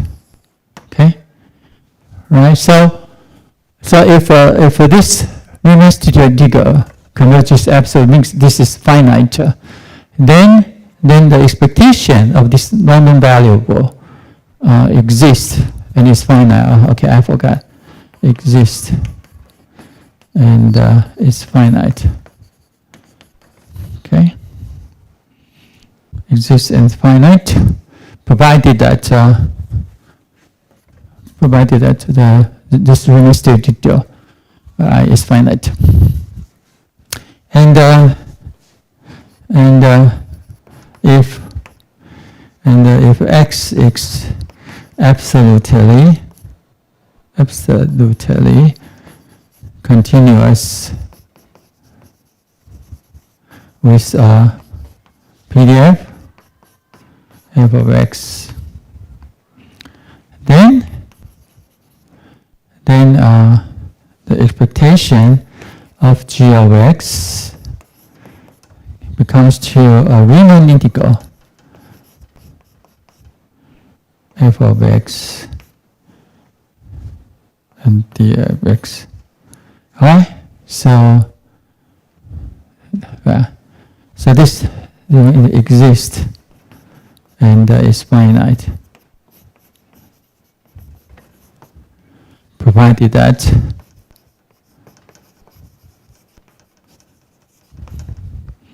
the Riemann, the integral, or the integral, okay, the integral converges absolutely, i.e. g of x, f of x, and d of x is finite. Okay. So the statement of this proposition is quite long here, as you can see here. Okay.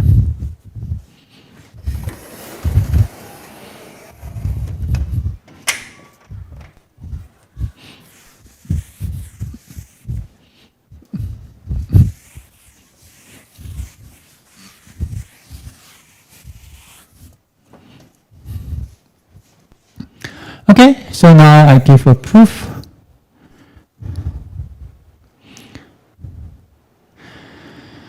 Alright, so from proposition 5.2 point H, okay,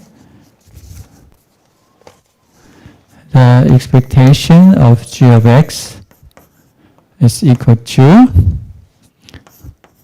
the integral will be that the g of x is greater than y dy minus integration from minus infinity to 0, probability of g of x less than equal to little y and dy.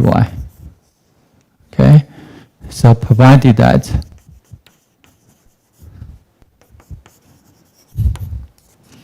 at least, okay, one term on the right is finite.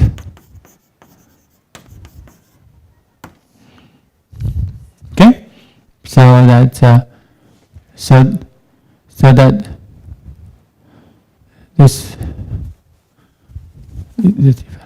this one exists. Okay, provided that we have that. Okay. Now we evaluate the first integral. Okay. Now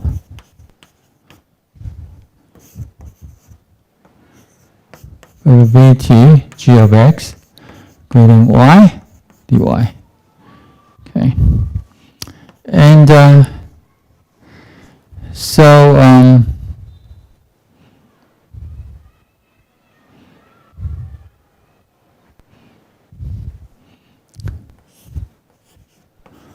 now this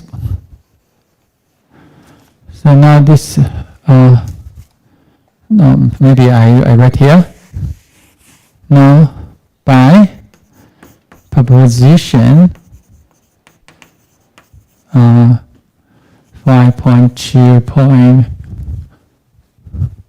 k here. Okay.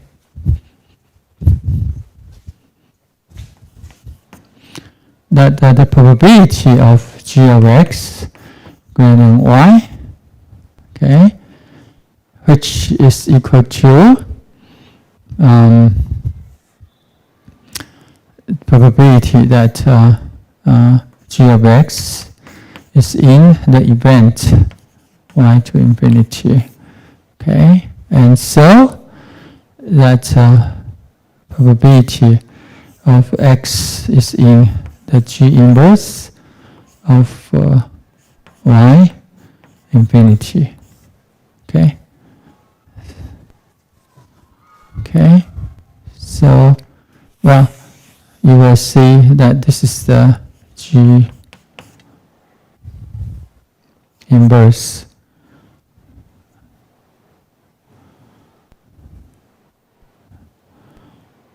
okay, of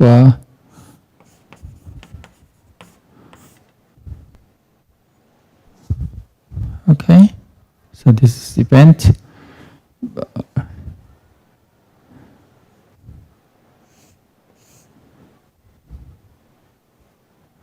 Okay, now, and so that this is probability.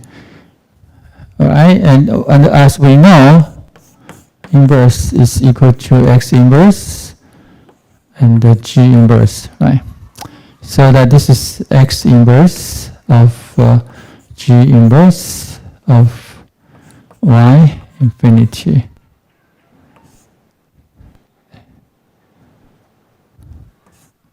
Okay, there. Okay, and so this is probability of x is in g inverse of y infinity. Okay, there. Right, so the event, this event, is actually equal to this event. And the probability here, so that now we apply proposition 5.2 point k, so that this is becomes to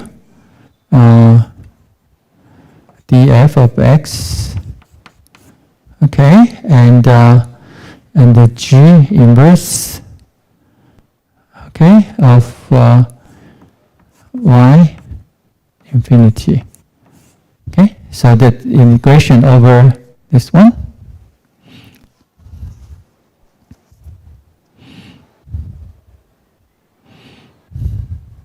Okay, but this is actually over a set of x in R, such that the g of x greater than y. Okay, and this is df of x. Okay, so that integration is over this Borel set. Okay, so you can see that.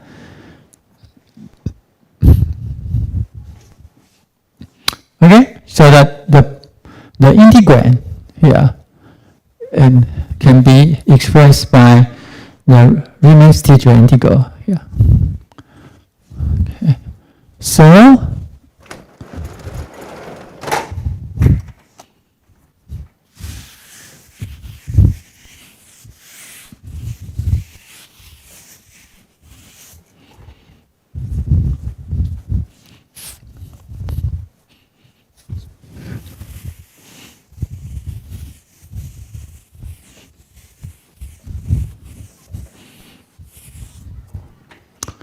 okay, so now this integral, the first integral, probability of g of x greater than y dy becomes 2, and here you integrate g of x greater than y and the d of f of x and d of y. Okay, so you have iterative integral here, and if you exchange, because the integrand is 1, right? The integrand is 1, which is always, this is non-negative, so that you can exchange the order of integration, right? So you can integrate. This one is that you integrate. You give y and integrate over this integrator f of x, and then you do the integration y. Okay, but you can do the integration y first. Okay, so and you can see y is from 0 to infinity, and here, okay, is the it's greater than y. Right, so if we take out so you have g of x greater than 0, okay? Right, so for all x, that's g of x greater than 0, right? And you do 0 to g of x and the dy, okay, and the df of x. Okay. So this is the, so we can write, right? So that's,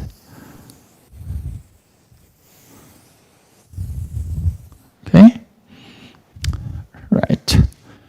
And this is g of x here. Now the integration. So if we do that,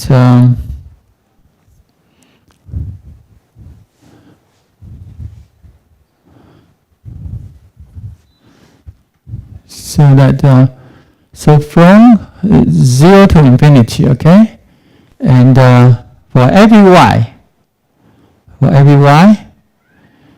okay, so let's say the x, so we give a threshold y, okay. Now, so this is y, okay, all right, and for every y here, so let's say with this label,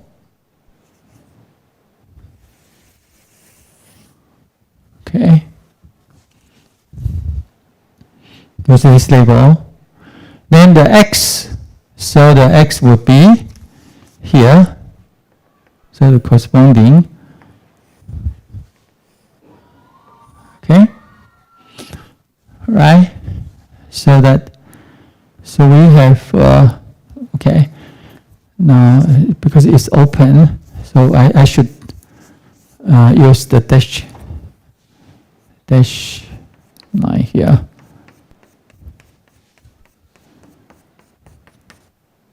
Okay, and so that we have this one and this one. Okay, so we have this two. Okay, and the union. So so you see that x such that g of x is greater than y is actually, say for it's AB, CD.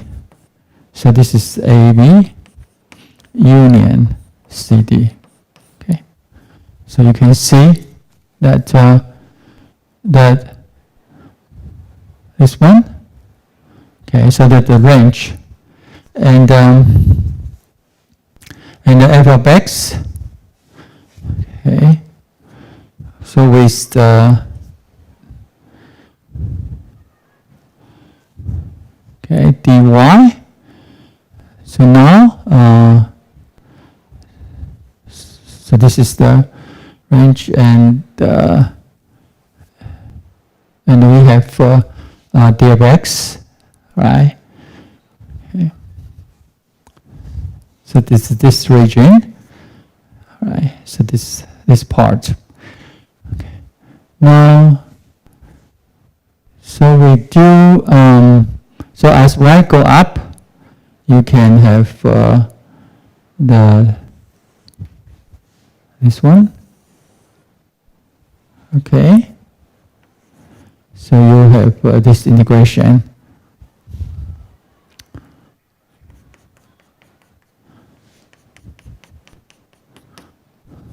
Okay.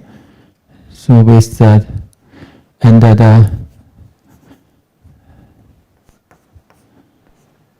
is dy. Okay. At this y, so you have that the region. All right. So in this dy and the integration, we have the x is over this one, so that as we know that the df, so that integrator we will integrate over AB and to CD together. Okay, because this is said is the joint union of these two. open interval there. Okay, and so that we have the value. Okay. Right? Alright, and so in every y, you do the we will do the integration over there. Okay, so you can see that, right? So this double integral will integrate in this way, up, up, up, right? So in here, if y is there, there is no, so that you over this region here. Okay, over this region.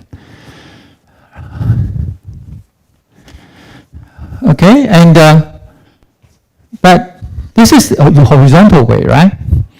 But you can do it vertically.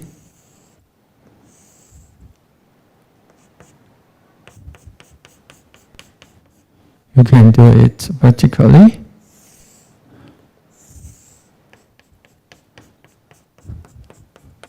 Okay, so, and as we can see that that we will do all x, right? Such that, and because that the value this is negative, so that the integration what we do would be around here, okay? Only from there. Okay, so this is possible, or here, or here.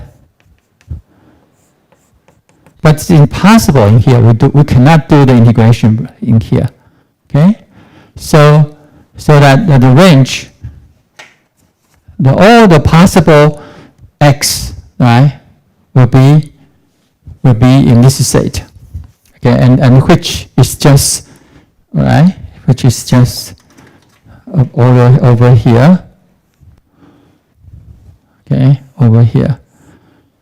Okay, so if this is A prime, B prime, C prime, and D prime, we see that x, gx greater than 0, x A prime, B prime, disunion of C prime and D prime.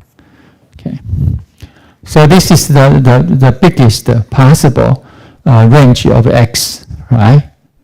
Region of x that we will do the integration, and for each x, now for each x, so this is, here is dx, right? The height will be g of x here, because this is g of x, right? This is g of x. Okay, the height is from 0 to g of x here. Okay, so this double integral, if we exchange the order of integration, then, and this is true by the so-called Probability theorem.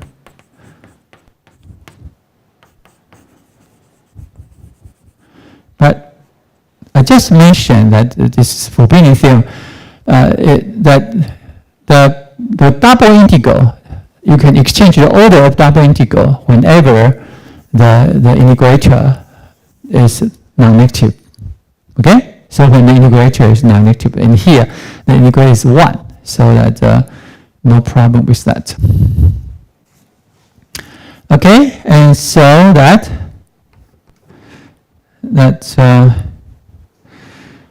right, and so dy, so we have x such that g of x greater than 0, and here is g of x, okay, and here is d of f of x. Okay.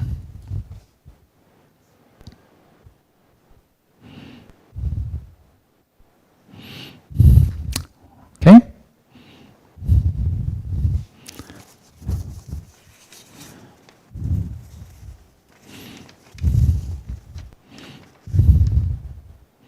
So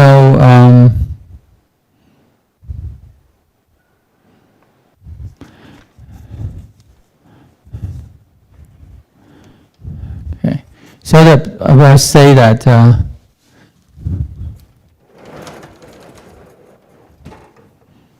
And similarly,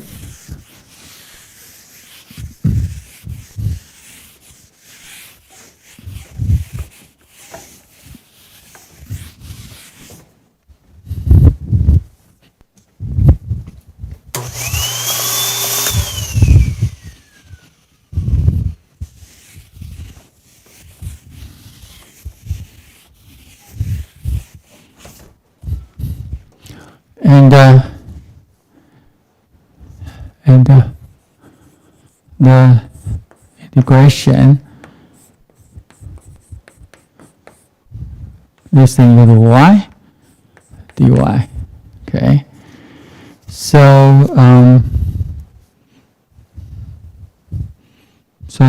the similar way is that probability of g of x, this thing equal to y.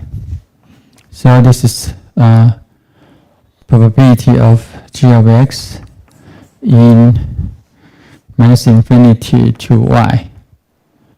Okay, in here.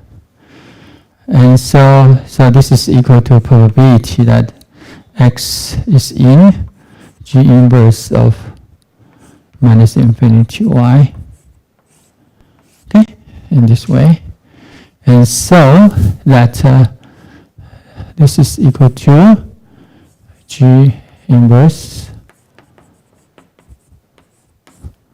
and df of x. So that this is x such that g of x is this and equal to y and df of x. Okay. Alright, so the same. We apply proposition 5.2.k. Now that, okay, so this is becomes 2, 0 minus infinity, and here we have x such that g of x less than equal to y, and df of x and dy. Okay, and now we exchange the order of integration. Okay, so the y, the range of x less than equal to y, but y is from minus infinity to 0. So the biggest range of x will be less than equal to 0. Okay, and now this is from 0 to g of x, all right, and the d of y and df of x. Okay, so again, so now the probability theorem, right, provided that. Okay, so provided that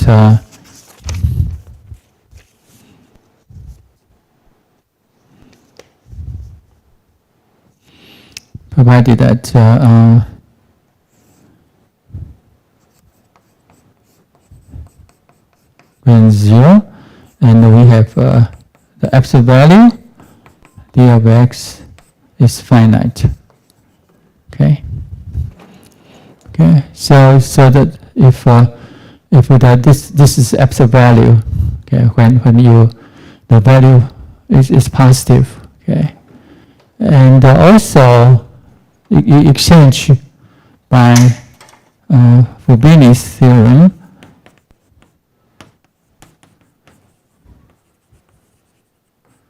Provided that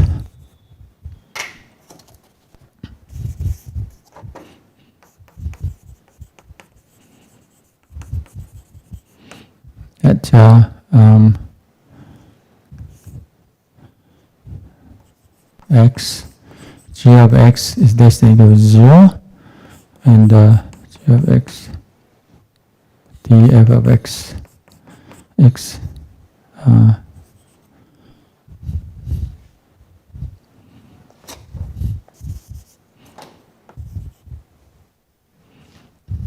okay, so this is finite, okay, and this is equal to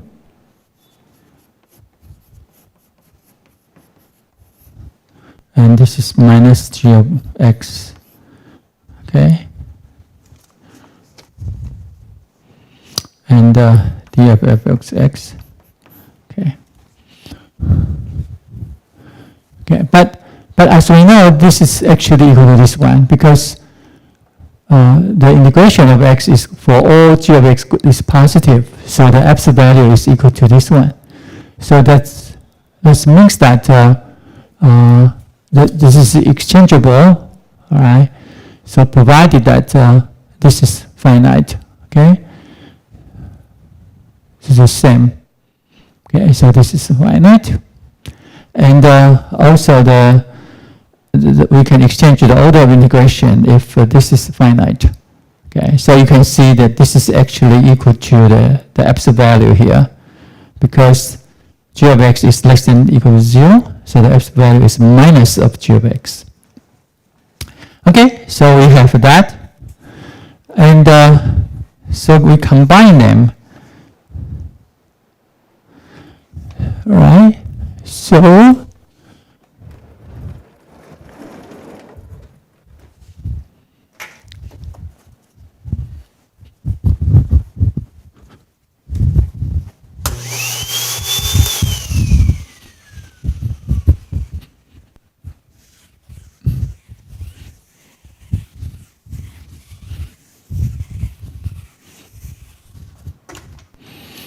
that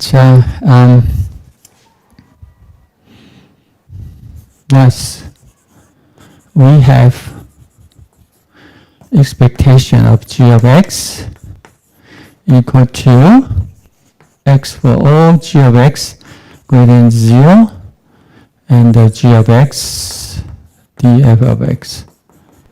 Okay, minus and minus, oh, so, okay, minus the integration x such that g of x is less than or equal to 0 and minus g of x and df of x here. Okay, provided that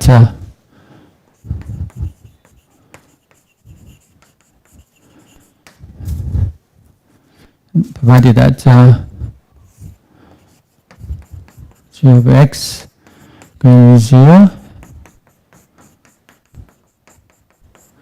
is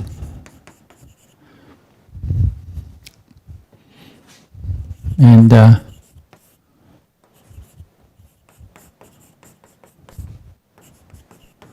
minus g of x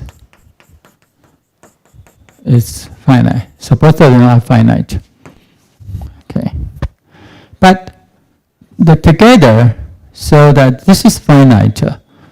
This is finite. If and only if their sum is finite.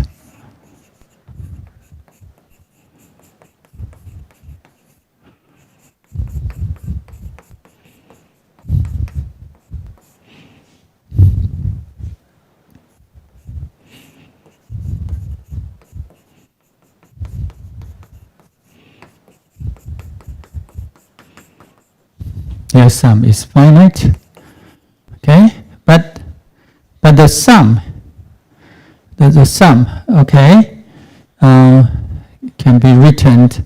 So this is actually x g of x greater than 0, the absolute value of g of x df of x plus x given g of x less than or equal to 0 and g of x df of x. Okay, but if you union these two regions, this is equal to the whole thing. Okay,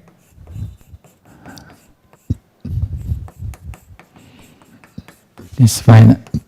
Okay, so both of them are finite if and only if so it's finite. That the sum is finite. Okay. So provided that that this integral is finite, then we have this one. Okay. So that and when we do that, we will see minus minus. So we have x, g of x greater than 0, and g of x, df of x, plus x, g of x less than or equal to 0, and also g of x, df of x. And you see that when you union these two together, this is the all possible x, okay, and d of x. Okay, and this one exists and is finite. Okay, because that this is finite, this is finite. Okay, so that their sum exists and is finite. Okay.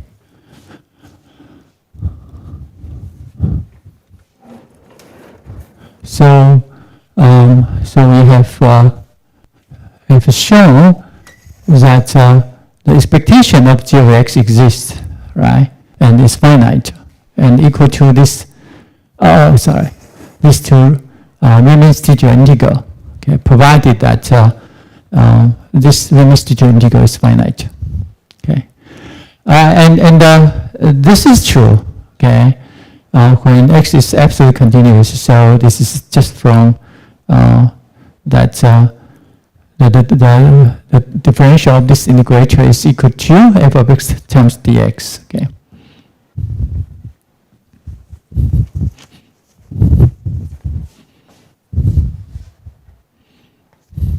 Okay, so right, so we have shown that this is equal to this one. And so if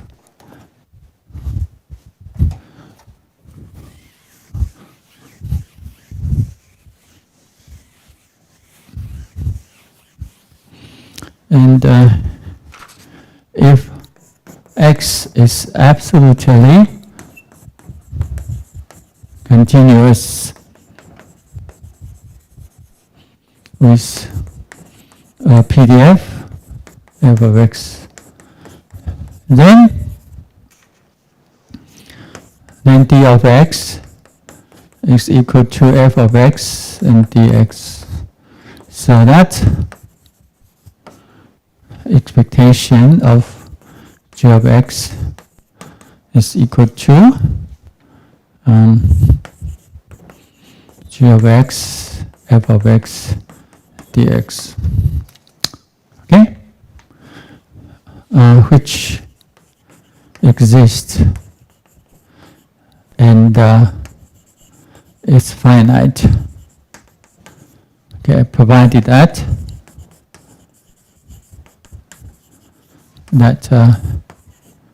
the integral is finite. Okay, so this is the end of the proof. Yeah. Okay, so now, so we have that one. Okay. All right. So now consider. So now we consider the data processing function, which is the nth power. Okay. Well, n greater than or equal to 1, okay? Or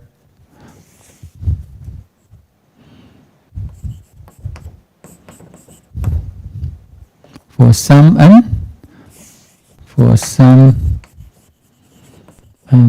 in the set of all positive integers.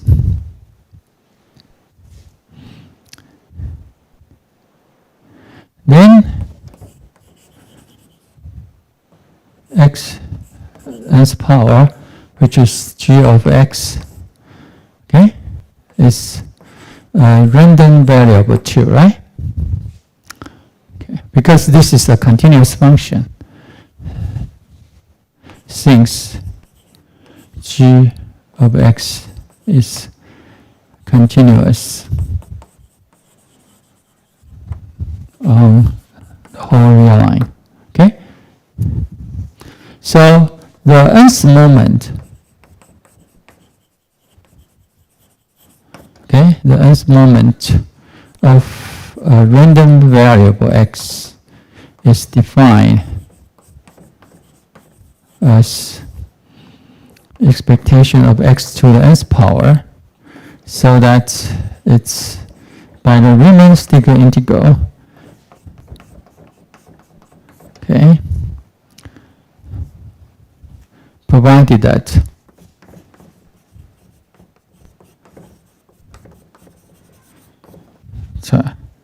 the Riemann-Stiegler integral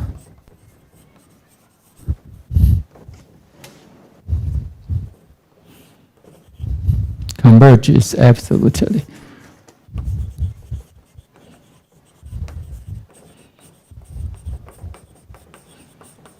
I.e., this Riemann integral is finite. Okay, so if this is Riemann-Stiegler is finite, then the nth moment, right? Okay, which exists and is finite. Okay, provided that this Riemann-Stiegler integral is finite. Okay, so you can evaluate by using this Riemann-Stiegler integrals.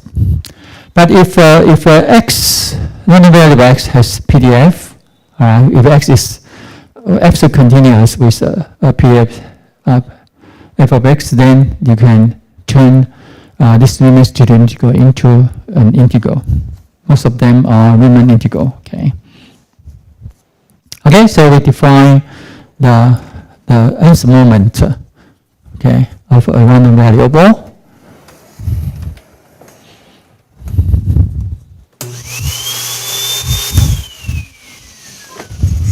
So in particular,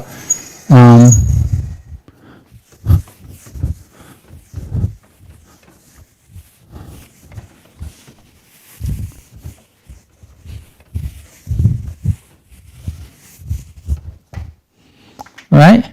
And assume that x has a finite expectation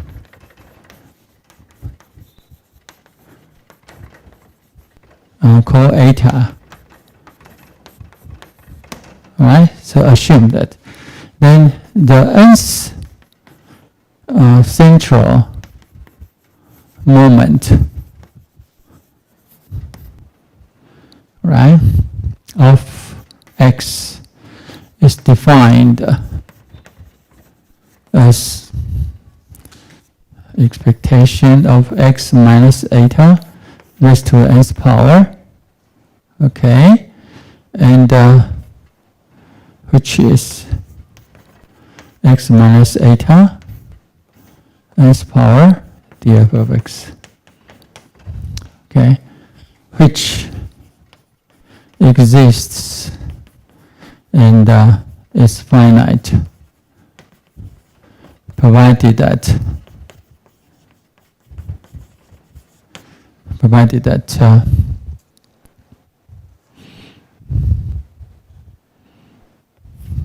the Riemann-Stiegler integral nth power is finite. Okay. And in here, you apply the function, which is x. Right. So this function, so note that the data processing function is continuous. Okay. Okay. So this is data processing function. Okay, so this is g of x, and and it's a random variables, and so we can apply the proposition 5.2.1, right, to get that. And in particular,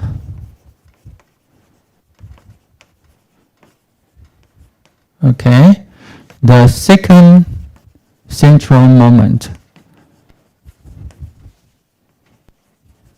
okay, of X is called the variance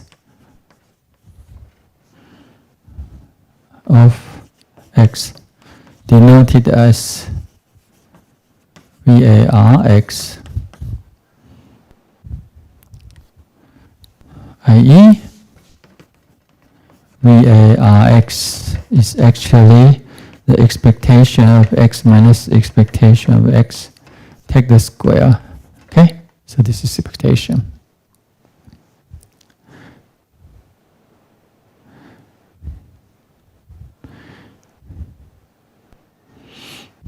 Okay? And, all right. It can be shown that the second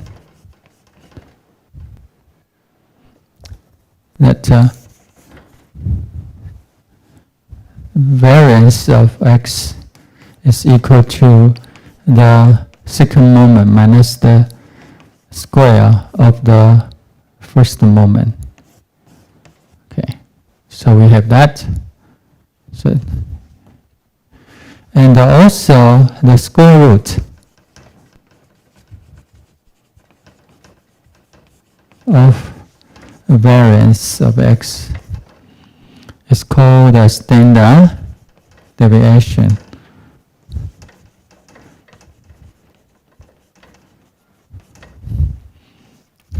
Deviation denoted as dx of X.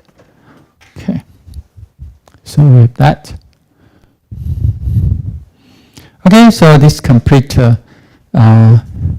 section number 2, and so that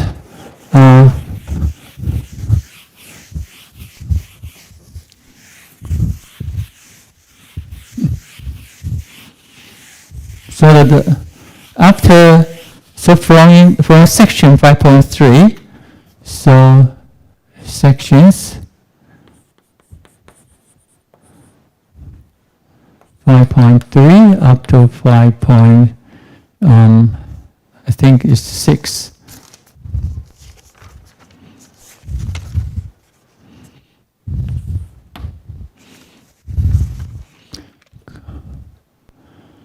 Of the textbook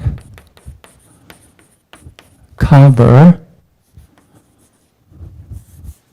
several type of absolutely continuous random variables, okay, including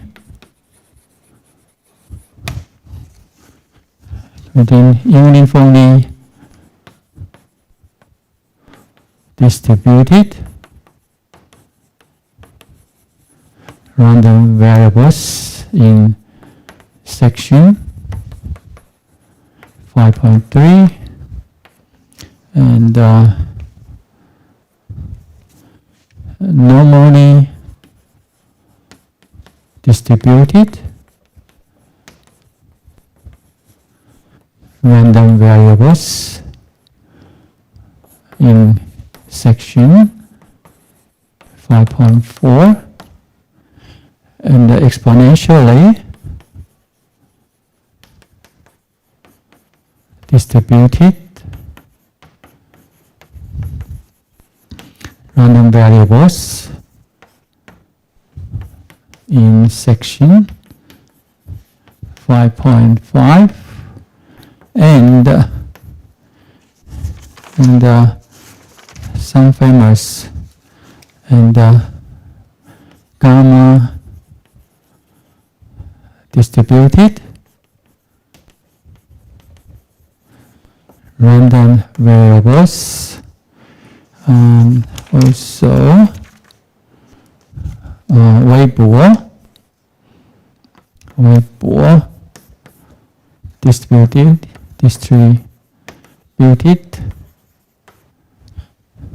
random variables, and beta distributed random variables, okay, in section 5.6. Okay, so that uniformly distributed random variables, normally distributed random variables, exponentially distributed random variables, gamma distributed random variables, Weibull distributed random variables, and beta distributed random. They are important. They are important absolute continuous random variables, and they have different kind of probability density functions. Okay, so that they are very important, and the textbooks give us a very comprehensive discussion. So please self-study sections 5.3 up to 5.6. Okay. All right. So I will started to cover section 5.7 next Tuesday. Okay. And so the recommended exercise will cover section 5.1 to 5.6. Okay. And the next quiz, the quiz on next Monday, will also cover sections 5.1 to 5.6. Okay, so so this is so I stop here. Okay.